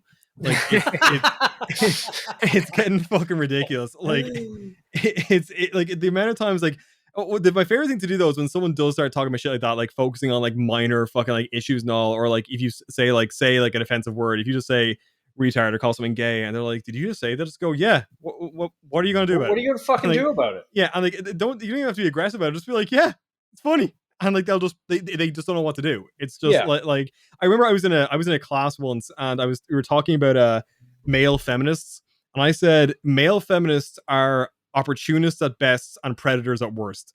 And one of the guys went, "Well, I'm a male feminist." And I just looked at him and went, "Predators at worst, opportunists at best."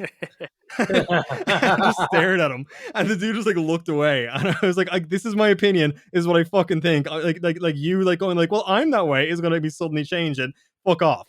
Like, well, yeah, and that's just it though. We're starting to transfer into that, whatever you want to call it, the 3.0, 4.0, 5.0. I don't fucking care what you label it, but we're transferring into that point where it's not just social media anymore. It's in person. And right now, people might not know what to say, but some do. And some will just, like, I see videos of people literally just screaming while people are trying to talk. Oh yeah, that's a great thing. Like when people just try to say something, they just scream. And I'm like, are we adults in this society now? They're like, this person's saying something offensive. And this person is just trying to speak and like be like, what are you doing? Like, like you can't speak. I'm gonna yell over you. Yeah, that's great. I love that. My fear is that we're going to eventually progress to a point where it's not just us deplatforming, and it's not just us yelling over each other so the other can't speak. It's going to get violent. It is eventually going to get violent, and once I see that starts, we're already starting to see that, and history repeats itself. But the issue here is that like, the reason that I suppose that you guys don't have to worry is that the other side's going to lose. They don't have guns. They don't have anything. Like the woke side is going to get their shit pushed in. Like it is not a war they want to start. But like this is where it gets contentious because like I wouldn't put myself on a side. I dislike everyone. I dislike it. Well, I don't dislike everyone on like an individual level. I just dislike both political sides quite severely, and each one is capable of horrific violence. And yes, if it comes to shooting in the streets, one side is going to get their shit pushed in. But that being said, things would get pretty bad. Things would get very bad. I'm going to say something that's going to hurt a lot of people's feelings, I think. Yes. Libertarians are just woke conservatives. Yes, absolutely. Yeah. Like, dead on. They're just conservatives that want to smoke weed. That's all they are. And they'll try and act like we're cool and hip. Those conservatives don't know what's up. Like, we like guns, we like weed, and maybe they do. But then it's like, oh, well, how do you plan on like implementing these things? We're like, oh, we're going to force our opinion on the other two sides that don't want this opinion forced onto them. Oh, okay, cool. So you're just, a woke conservative at this point. You guys ever see the movie? That's going to get people fucking spicy in the comments. Oh, you guys ever see the movie? You guys ever see the movie In Bruges? Yes. Yeah, you turned me onto that movie. It's fucking hilarious. Yeah, there's a great scene in that where Colin Farrell is doing cocaine with an American midget, and the midget goes, "I'm telling you, man, there's going to be a war between the blacks and the whites." And Colin Farrell just leans up from taking a line and goes, "I'm fighting with the blacks. The whites are getting their heads kicked in."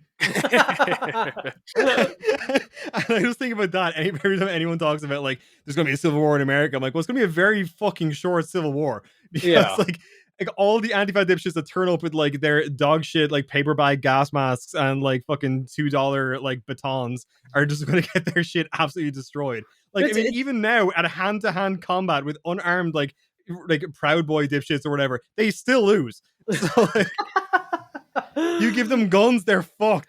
Yeah, but what I find like fucking Antifa and whatnot, I see them running like CQB courses and shit now. It's interesting. We got like their kit is getting better, and what? Remember when we got death threats from Antifa? Oh, we got so many death threats. Oh my! Antifa doesn't like us. They have that in common. It's like we make fun of everyone. We make fun of conservatives. We make fun of libertarians. We make fun of Antifa. We make fun of fucking commies. We make fun of everyone a little bit. We make fun of ourselves, probably most of all. I was at a party where there was literally a line of Antifa protesters outside, like literally like blocked off by police, like just like chanting random shit. And at one point they started chanting "face the wall," and we were like, "Are you actually calling for genocide?" Oh And my then god! they realized what they were saying, and they were like, "Oh," and I guess the chants like died out. Well, like Yeah, literally, like half the people at that party were like over half the people were literally not white people. There was like a fucking like multiple like people of like every fucking like race and creed and color. There was like an Orthodox Jewish dude in a fucking like full on like the big hat and the fucking ringlets and shit. And I was like, and they're the ones calling us racist. Like, my favorite holy shit! My favorite That argument is from something Antifa. else. Antifa, there's like certain things that you can expect from each political side. My favorite about Antifa is like, oh, so you're like for fascism? No, I'm not for fucking fascism. Oh my god! I'm not for fucking like I can be not for fascism. Yeah, it's like, oh well, you're pro-fascist or you're anti-fascist, and if you're, it's like, oh, it's like that guy on fucking the teacher. Someone said that he was uncomfortable by the Antifa flag in his classroom. He's like, oh well, it makes you uncomfortable. It's a flag against fascists. Maybe you should think about whether you're a fascist. Like, fuck you. It's like people are going on about like, oh, it's an unorganized thing, and it's totally, and yes, it is unorganized, but at the same time, it promotes a particular ideology, and that ideology is violence towards perceived fascists. But that definition of fascist is very fucking loose. I have seen exactly people get called fascists because they're into Bitcoin. I have been called a fascist because like XYZ reasons, like, oh, you're a white supremacist. I'm not even fucking white, dude. Shut the fuck up. It's remember like, when we were, you know, neither am I. That's it. Neither of us are white. Yeah. I mean, we haven't. I'm Irish. What are we? I don't think we're white. Irish people aren't white. Straight up, Irish people are not white. Yeah, but we're barely human. We were told that we would get the wall because we're business owners, and we refused to give up our means of production.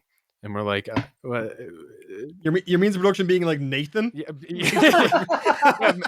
Give them Nathan who draws the shit. Do you remember that? Remember that, Nathan? We were talking to that guy about the art. Yeah. There was this fucking Antifa. I don't know if he was legit or just. I think he was legit. But he was saying how he was like, oh no, like you're totally cool with us. So long as like, you know, you aren't a business owner and you don't go against, what did he say?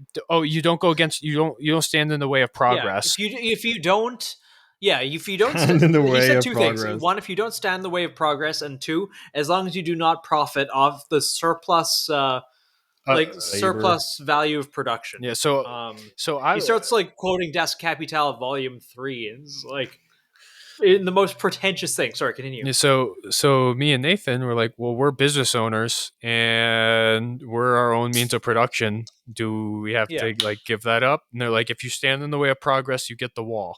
And we're like, oh, cool, cool. He actually said that, like, and I straight up gave the example. It's like, all right, well, like little Granny's bakery, if she doesn't want to give it up, are you okay with killing her? And he goes, yes. If she stands in the way of progress, she gets the wall. I'm like, holy shit. And I'm not saying every fucking Antifa person is a commie, and every commie, you know, believes these kind of things, but at the same time, communists, I find they're very fast to always say like, oh, what's the true definition of communism? And you're just like, oh, this. I guess everyone has a different definition of communism, but I assume you're going to pretentiously talk about the stateless utopia that naturally forms that Karl Marx talks about in Das Kapital, again, Volume 3. I read it a long time ago. I thought it was, you know, very optimistic and fucking dumb. But that being said, everyone falls back on like, oh, well, what's the real definition? What's the real definition? Like, oh, what's the real definition of an assault weapon? All of when you get into semantics like that, you've already fucking lost, I think. Yeah, agreed. It's just like own it and don't care.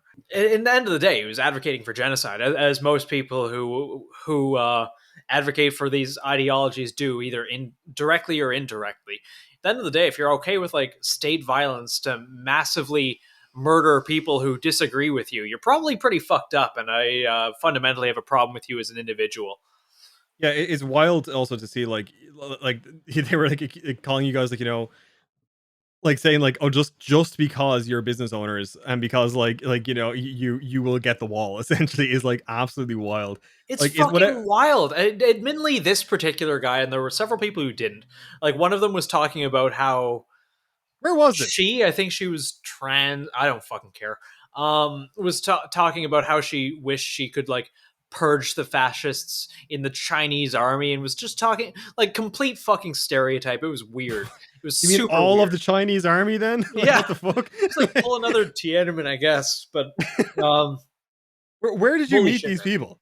They just comment. We put comments up just like making fun of fucking we've put cartoons up making fun of literally everyone. We did that dumb little cartoon the other day, fucking Keyboard Kevin. Just like this guy who buys, Gucci kit, but he never shoots and he never trains, but he still makes fun of people. And that's the joke. It's rehashed. It's a rehash of a joke we've made 1,000 times, but it's a real dude. Like I based it off a real dude. We've all met people like that. We're all partially guilty of it, but a bunch of people came in. They're just like, "Oh, you're making fun of people who have good kit. You're making fun of people who have good kit. What a piece of shit! You're just dividing the gun community. You're dividing the preparedness community. Oh, you're an enemies of America. Why would you do this? Oh, you must hate us because we wear cry precision." It's like, what the fuck are you talking about, guys? That's the thing. People see what they want to see. They're trying to force you as well to like take some sort of fucking side, and like instead where you can just go, no, we're just making a fucking joke. We're making we a can fucking recognize joke. Even, like. Especially in your own community, you clearly are very supportive of this community. You've worked with a ton of people in it, and you should be allowed to like not even criticize it, but make a joke about it. Yeah.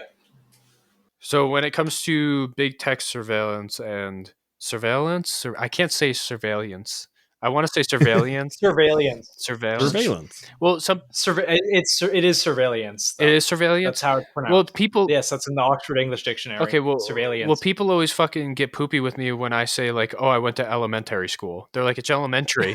Well, that's what it is. Elementary. Yeah, I'm like, that's how you pronounce it. The hard A. I'm like, no. Why do Americans say aluminum? That's not how it's fucking spelled. Aluminium. Aluminium. Yes. Aluminium. There we go. Come on. Have you recycled your aluminium cans? Mm-hmm.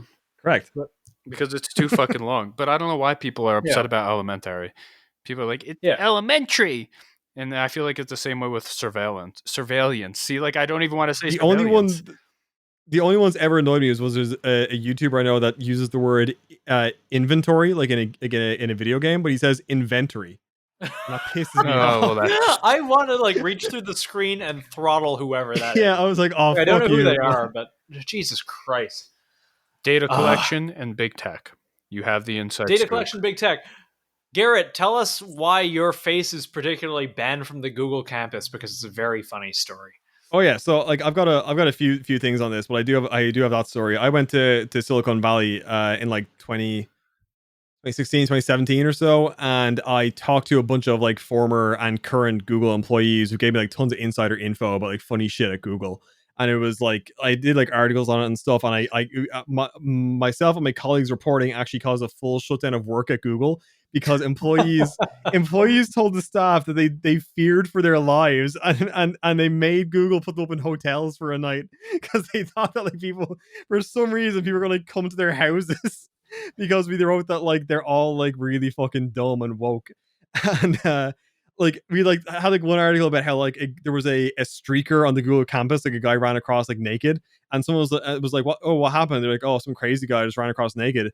And then also that employee got like called up to corporate, and they were like, yeah, we need to talk to you about your language. And he's like, what's going on? And they were like, you referred to a mentally disabled person as crazy. And he was like, the streaker, the guy like ran across naked. And they were like, yeah, you can't use the word crazy. So like it was all shit like that. It was like funny.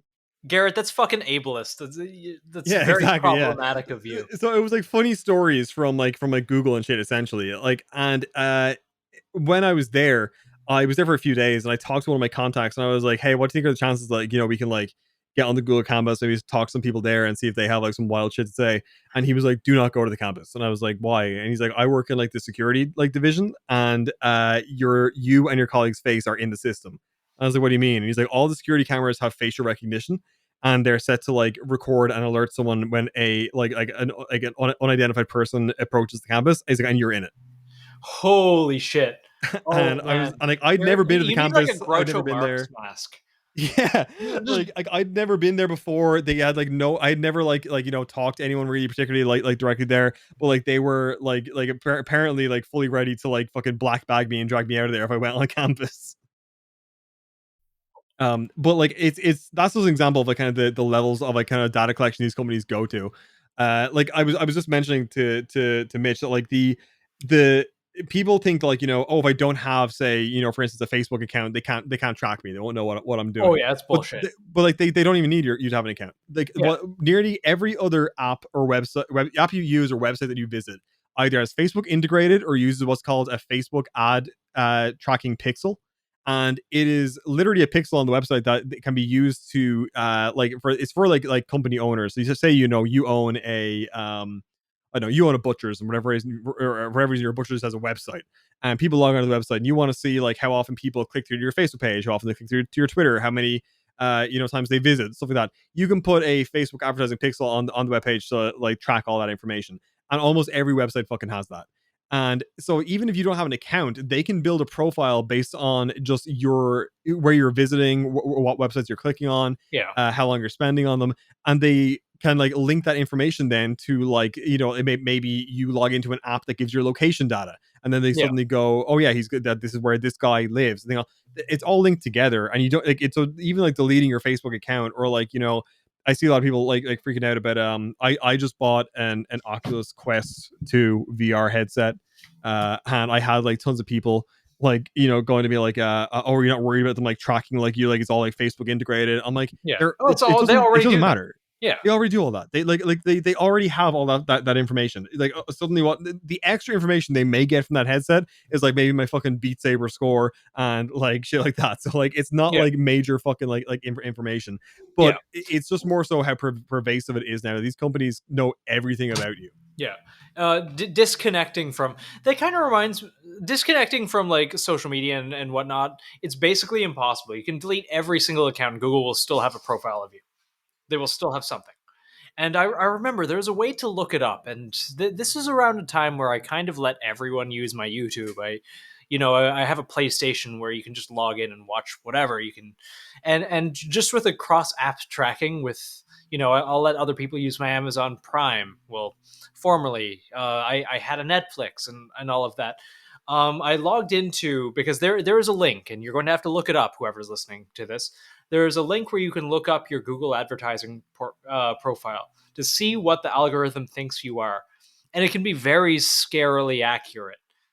But because of how diversified the amount of people that I had using my profiles, I thought that I was like a 50 to 55-year-old single woman with... That makes sense. Just like I was wondering why I was getting like menopause medication advertisements and just like Christian mingle ads.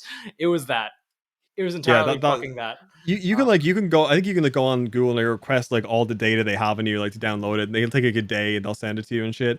And like it's one of the few laws that I actually think that the EU got right was the GDPR, the General Data Protection Regulation, where like essentially you can request all of the data that any company has on you once you're an EU citizen. They have to give it to you.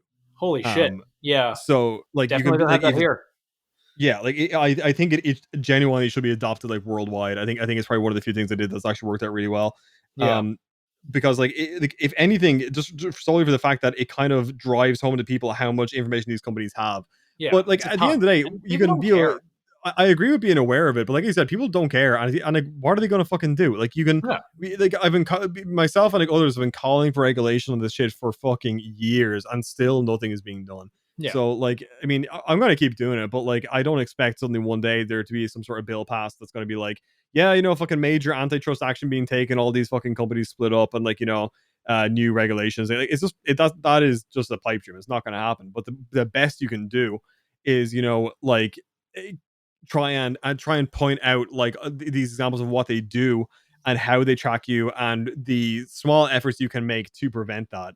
Which, like, there isn't really much, but like you can at the very least, try and turn off your location data, things like that. And like, or just even just the fact that you are aware, the fact that they are tracking you, like is at least part of it. But yeah, it's just people, like you said, people either don't realize or don't care, kind of like about it, and it's very hard to try and make them care about it. I know you don't consider yourself an expert, but you're as close as a tech surveillance, media censorship expert as I'm ever going to get to talk to. Whenever I'm like, if me and my wife are sitting there, the other day we were talking about getting a new mattress. We hadn't Googled it. We hadn't went on our phones yet. We were just talking. We're like, oh, let's like look into getting a new mattress. I logged onto Instagram, and then when you scroll and you reach the end of your following, like if you've seen all the posts, it'll start like doing ads. There were all of a sudden ads for mattresses. Are they listening to me? Yeah, so that's something that's like talked about a lot, and I'm super 50-50 on it, right? Because so the companies claim that they don't listen to you, that they track your spending habits, your viewing habits, things like that, and your purchase habits, and that's how they determine what they're going to do. And they also claim that they wouldn't have the computing power required to constantly surveil people and listen to people and stuff.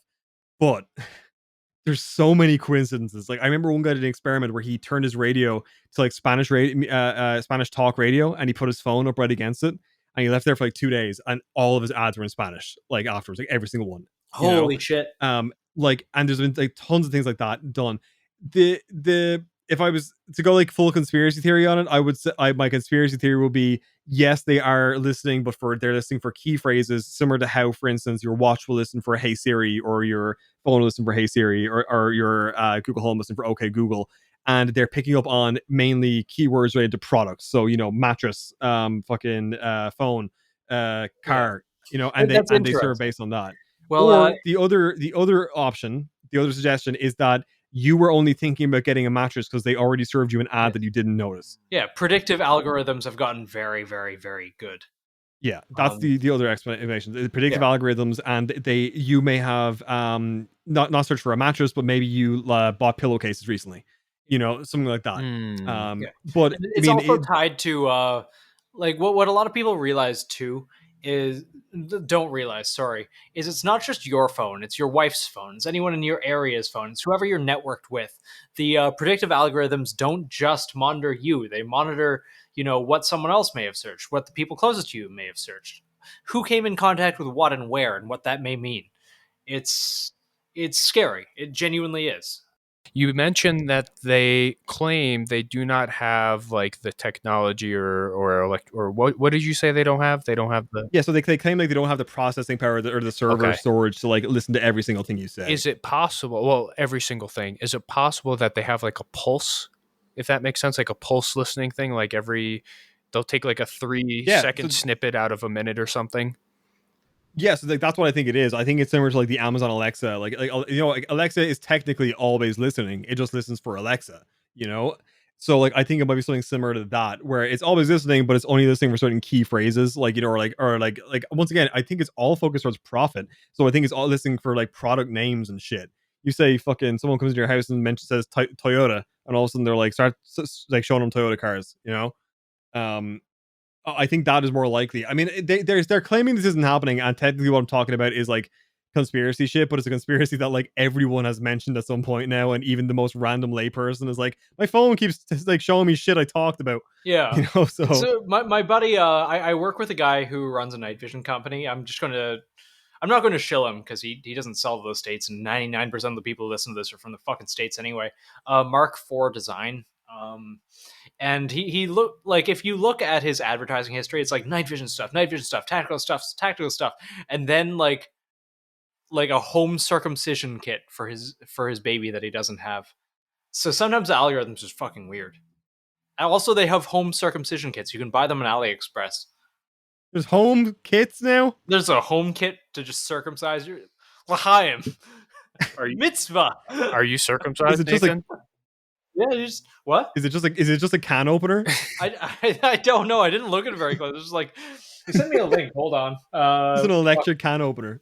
Nathan, are you circumcised? Electric. I think I know the answer to this. I think Nathan is. Is he? Yeah. Are you circumcised? $34.46, 31% off. You're disposable not? Foreskin stapler, circumcision stapler for prepuce genital, post-head surgery device, cut etiquette, automatic depinning. It looks horrifying. Nathan, are you circumcised? Mitch was wondering. Dude, I'm fucking Asian. What do you think? I don't know. I don't know. Like that's why I'm asking. I do not know the connotations that go with being Asian and circumcision. Well, I think this is a time where, everyone takes their headphones out again and just Asian circumcision. So take your headphones out and put your devices, on full volume Yeah, I muted him. That's tough, Nathan. I think 96% of China is circumcised. So I'm gonna guess that Nathan is. Are they? Nathan, that's tough. I think so. I think he was about to say something. My finger slipped on the mute button. Oh no, Nathan, you're muted if you didn't know. Yeah. He's but yeah, no, okay, I'm not Mitch circumcised. muted me there before I could say anything bad, but no, I indeed have all of my. Am I the only? My skin. Oh, yeah, you're not. Am I the only one? Yeah, you and are. Holy shit! Yeah, it's John Harvey Kellogg's fault. My mom said, and she did it with my little brothers too. I mean, I don't have any opinion for or against. I don't know. I don't fucking care. I think my dick looks better than yours. Suck it. But she told me that she didn't want her firstborn son to have a weird dick, and you know, I'm kind of grateful that she did it because I don't think I have a weird dick, and I think you two have weird dicks. I think that's something people should make the decision as an informed adult. Like, I think if someone just cut the skin of my dick off while I was a kid, I'd be pretty fucking pissed. I have a friend that got circumcised as I think a teenager. I think it was like a medical thing, like phimosis or something. Yeah. But he had another friend who only recently discovered this and was like freaking out that he was circumcised because it's extremely rare in Ireland. And he was like, oh, like, how does it feel like different like when you're having sex? And he was like, how would I know?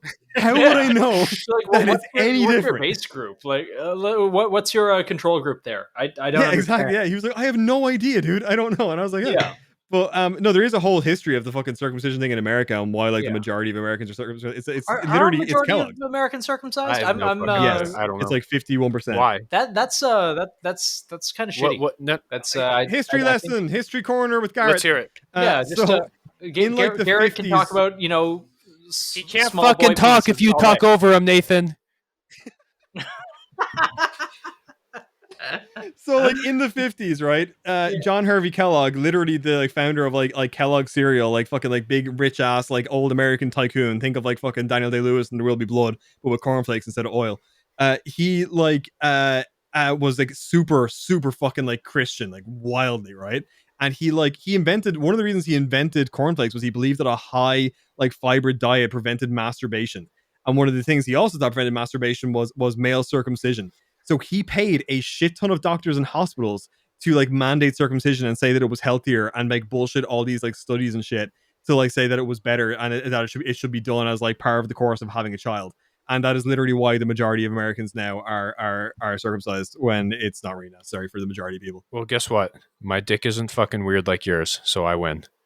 And then that comes into it too. You add to that. Hold on. You add to that American ego, where it's like, well, my kid's gonna have a dick just like mine, and so he fucking gets his kid cut, and it just goes from my there. dick's not weird like yours because I'm part of the 51% that had the fucking foreskin removed as a child. I'm like, it's like, oh, you filthy goyim, having uncut penis. Oh, it's funny because like a lot of people blame the Jews for it. It's like, actually, no, it was fundamental Christianity that caused it.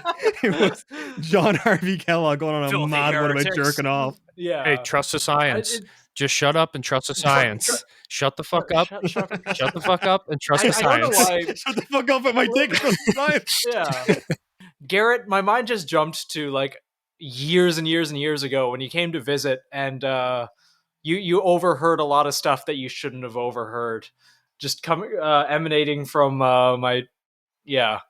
No, I had two brain cells to rub together and quickly realized that you having a girl in your room for the entire night, you were clearly fucking her, even though the two of you somehow thought that I wouldn't put that together.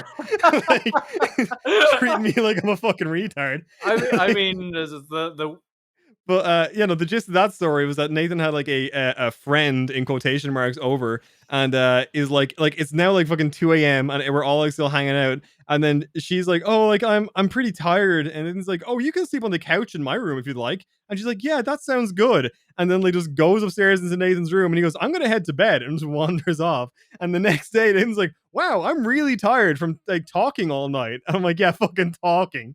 That's exactly what you were doing. Okay, I actually thought you actively overheard everything. No, I just fucking made. There was a whole like floor between us, like 3 stories in your fucking house. So like I couldn't hear shit. I just like used math. Okay, never mind. Don't even try and fucking lie, Nathan. See, what we don't realize. No, I did nothing. I'm a good Christian boy. Garrett is big tech surveillance himself, and he's just collecting data on you and me. Yeah, Pretty much. Yeah. That's entirely. I believe Garrett is actually just an algorithm. I have far more information about Nathan's sex life than I ever would have wanted, but I have it. And now you know that he has a weird dick like you. Yeah, exactly. Dick bros. Yes, the 49%. Penis pals. Yeah. Are you gonna dock? Penis bros. We're going to Yeah, we can dock, dock. yeah. We have that option, unlike you, Mitch. I don't want that option to dock. Sorry. Well, wouldn't you rather have it, not need it, need to not have it? Fuck.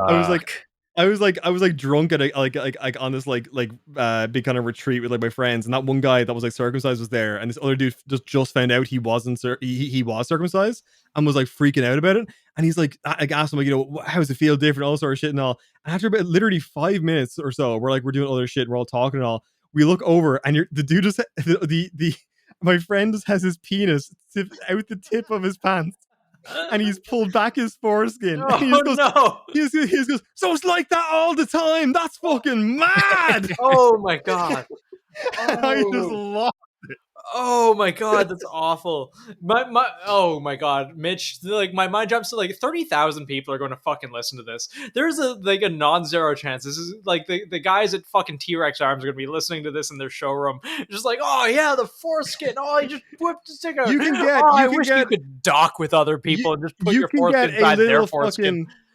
You can get a little fucking little silk baggie you can put over the tip of your circumcised dick to regain sensitivity. I found this out. Hey, it's sensitive enough, you know? You don't know. It could be so much better. It could be so much better, Mitch. You'll never know. You'll never know because you've lost that. I already come quick enough. I don't need any more sensitivity down there. What's your record? Mine's 2 seconds. Holy shit! I'm trying to find the name of this fucking thing. What thing? The cock sleeve thing. There's a name on it. You're looking for the cock sleeve? Oh, yeah, God, and I just found out that there's a Vin Diesel cock extension latex attachment. This podcast has just turned into fucking cum town. I'm so sorry, T-Rex Arms, if you're listening to this right now. With that being said, our sponsor for today is AWS. Our sponsor for today is Advanced Warfighting Solutions. Advanced Warfighting Solutions. They're like the Costco of the warfighting belt world. I don't remember how much a belt costs. It's like $150, but it's good, and it's $150. But I really like mine. Is it worth it? Are you worth it? And Applied Gear. They do the same thing, except everyday carry belts and not just everyday carry belts. And they're very good. And they got a Cobra buckle. But like I wear, actually, unironically, I am wearing my AWS belt right now. It's dope. It transfers between my pants really quickly. I know a lot of people will be like, oh, well, you know, that guy doesn't actually play Clash of Clans or whatever the fucking shills do. No, I unironically wear this every day because it's fucking dope. I actually play Clash of Clans. Have since I was like 8th grade. Fuck you, Mitch. As you were saying about our great sponsors, Applied Gear and AWS. Yes, the belt's very good, and I really like it. I just wear the Velcro one because it's so easy to move between my pants. It also is like a good gun belt and carries all my, you know, snacks and tampons and whatever very easily. But yeah, no, I got a bunch of S-Tacs and like a med kit and a holster and all that shit. I really like that little True North Arms holster thingy. Yep. That we got from him. Just to be clear, really True North doesn't sponsor us, but if they wanted True North does not sponsor. No one sponsors us except for Advanced Warfighting Solutions, but that's not why I'm showing and Applied Gear. Really like it. And Applied Gear also. They're pretty cool. Garrett, thank you for coming on, my friend. Yes, thank you for having me on. Please plug yourself if you want to. I know we're trying to keep your identity. Yeah, fuck it. Let me think. Nah. It's all good. Yes. I mean, yeah. No, I give up. I could, there's a few things I could attempt to shill, but no, I'm good. I think I'll just leave it. Okay. You know, that is a very fair point. You did just end up on a podcast where we just talked about our dicks for like half an hour. I mean, that's all I ever talk about fucking anyway. But I mean, yeah, you know, that's a very fair point. I talk to Garrett basically every day, and that is basically every conversation we have. You can screw it. You can check out my fucking Twitch, twitch.tv/heartline with a 1 instead of an I. So HEARTL1NE. Garrett is very, very good at the Warzone. He's I'm not. I am just mildly decent. No, he's actually secretly Crim 6. Yeah, I'm Crim 6. Yeah. We've just been covering it up this entire time. Crimsix started following us, which is kind of very funny. Neat. Seems like an interesting guy. You should legit get him on. Ask him what the nods he bought. That's actually a pretty good idea. I have no idea who the fuck that is. He is a professional Call of Duty player. He's one of the best players in the world. He's like also crazy fucking rich. He spent like 25 grand on nods after winning like one of the Call of Duty leagues. What's his name? Crim6. CRIMSIX. Crim6. I remember 1v1 me, no scopes, rust, interventions only, you fucking pussy. He will spawn trap you so hard you're fucked. You'll spawn to get your head taken off. I remember when fucking Crim6 followed us. It was right after the CEB guide went up because it was when True Exodus followed us. You sent me a screen cap with like, who the fuck is this guy?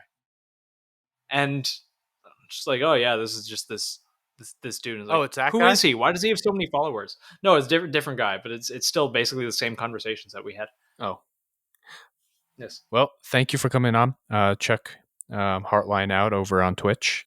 Yes. Ask him. Pretty good at the Warzone. Yeah, ask him about all the deep state media secret stuff that we didn't ask him. Yes. We're going to have to do this again because I feel like there's a lot more that we can't really get to in 2 hours. But I will happily come on again. This is my second time on the podcast, but first time appearing. Yes, the last podcast that we did with Garrett unfortunately got corrupted and also ruined with the sounds of my dry fire. All you guys are missing out like the story of Nathan and me going to an orgy, all that shit. No. Yeah, I swear we didn't do anything. We handed out ice cream bars. It was just like, oh, this is Garrett's first time in Canada. I guess this thing's happening near us. Let's go see what it was like, and it was terrible. We'll leave that for a back. preview to the next one because I feel like this is inevitable. I feel like we're getting to the point where like we've only done like, what is this, our 13th recorded episode or like our 10th released episode? I think so. This is probably be episode 12 or 13. Yeah, I feel like because we're going to keep doing this after probably like episode like 65, we only talk to so many people. We're just going to have reoccurring guests and suck it. I feel like Garrett's going to be a reoccurring. Yeah. I'll come on whenever. I'm always good. That'd be wonderful. Any closing remarks from Garrett without Nathan interrupting you? No, but I'm gonna see if I can pull off a joke with one of my soundboard things. Hold on. This is like your preview for the. Tune in next time to hear the story of Nathan punching a child in the back of the head.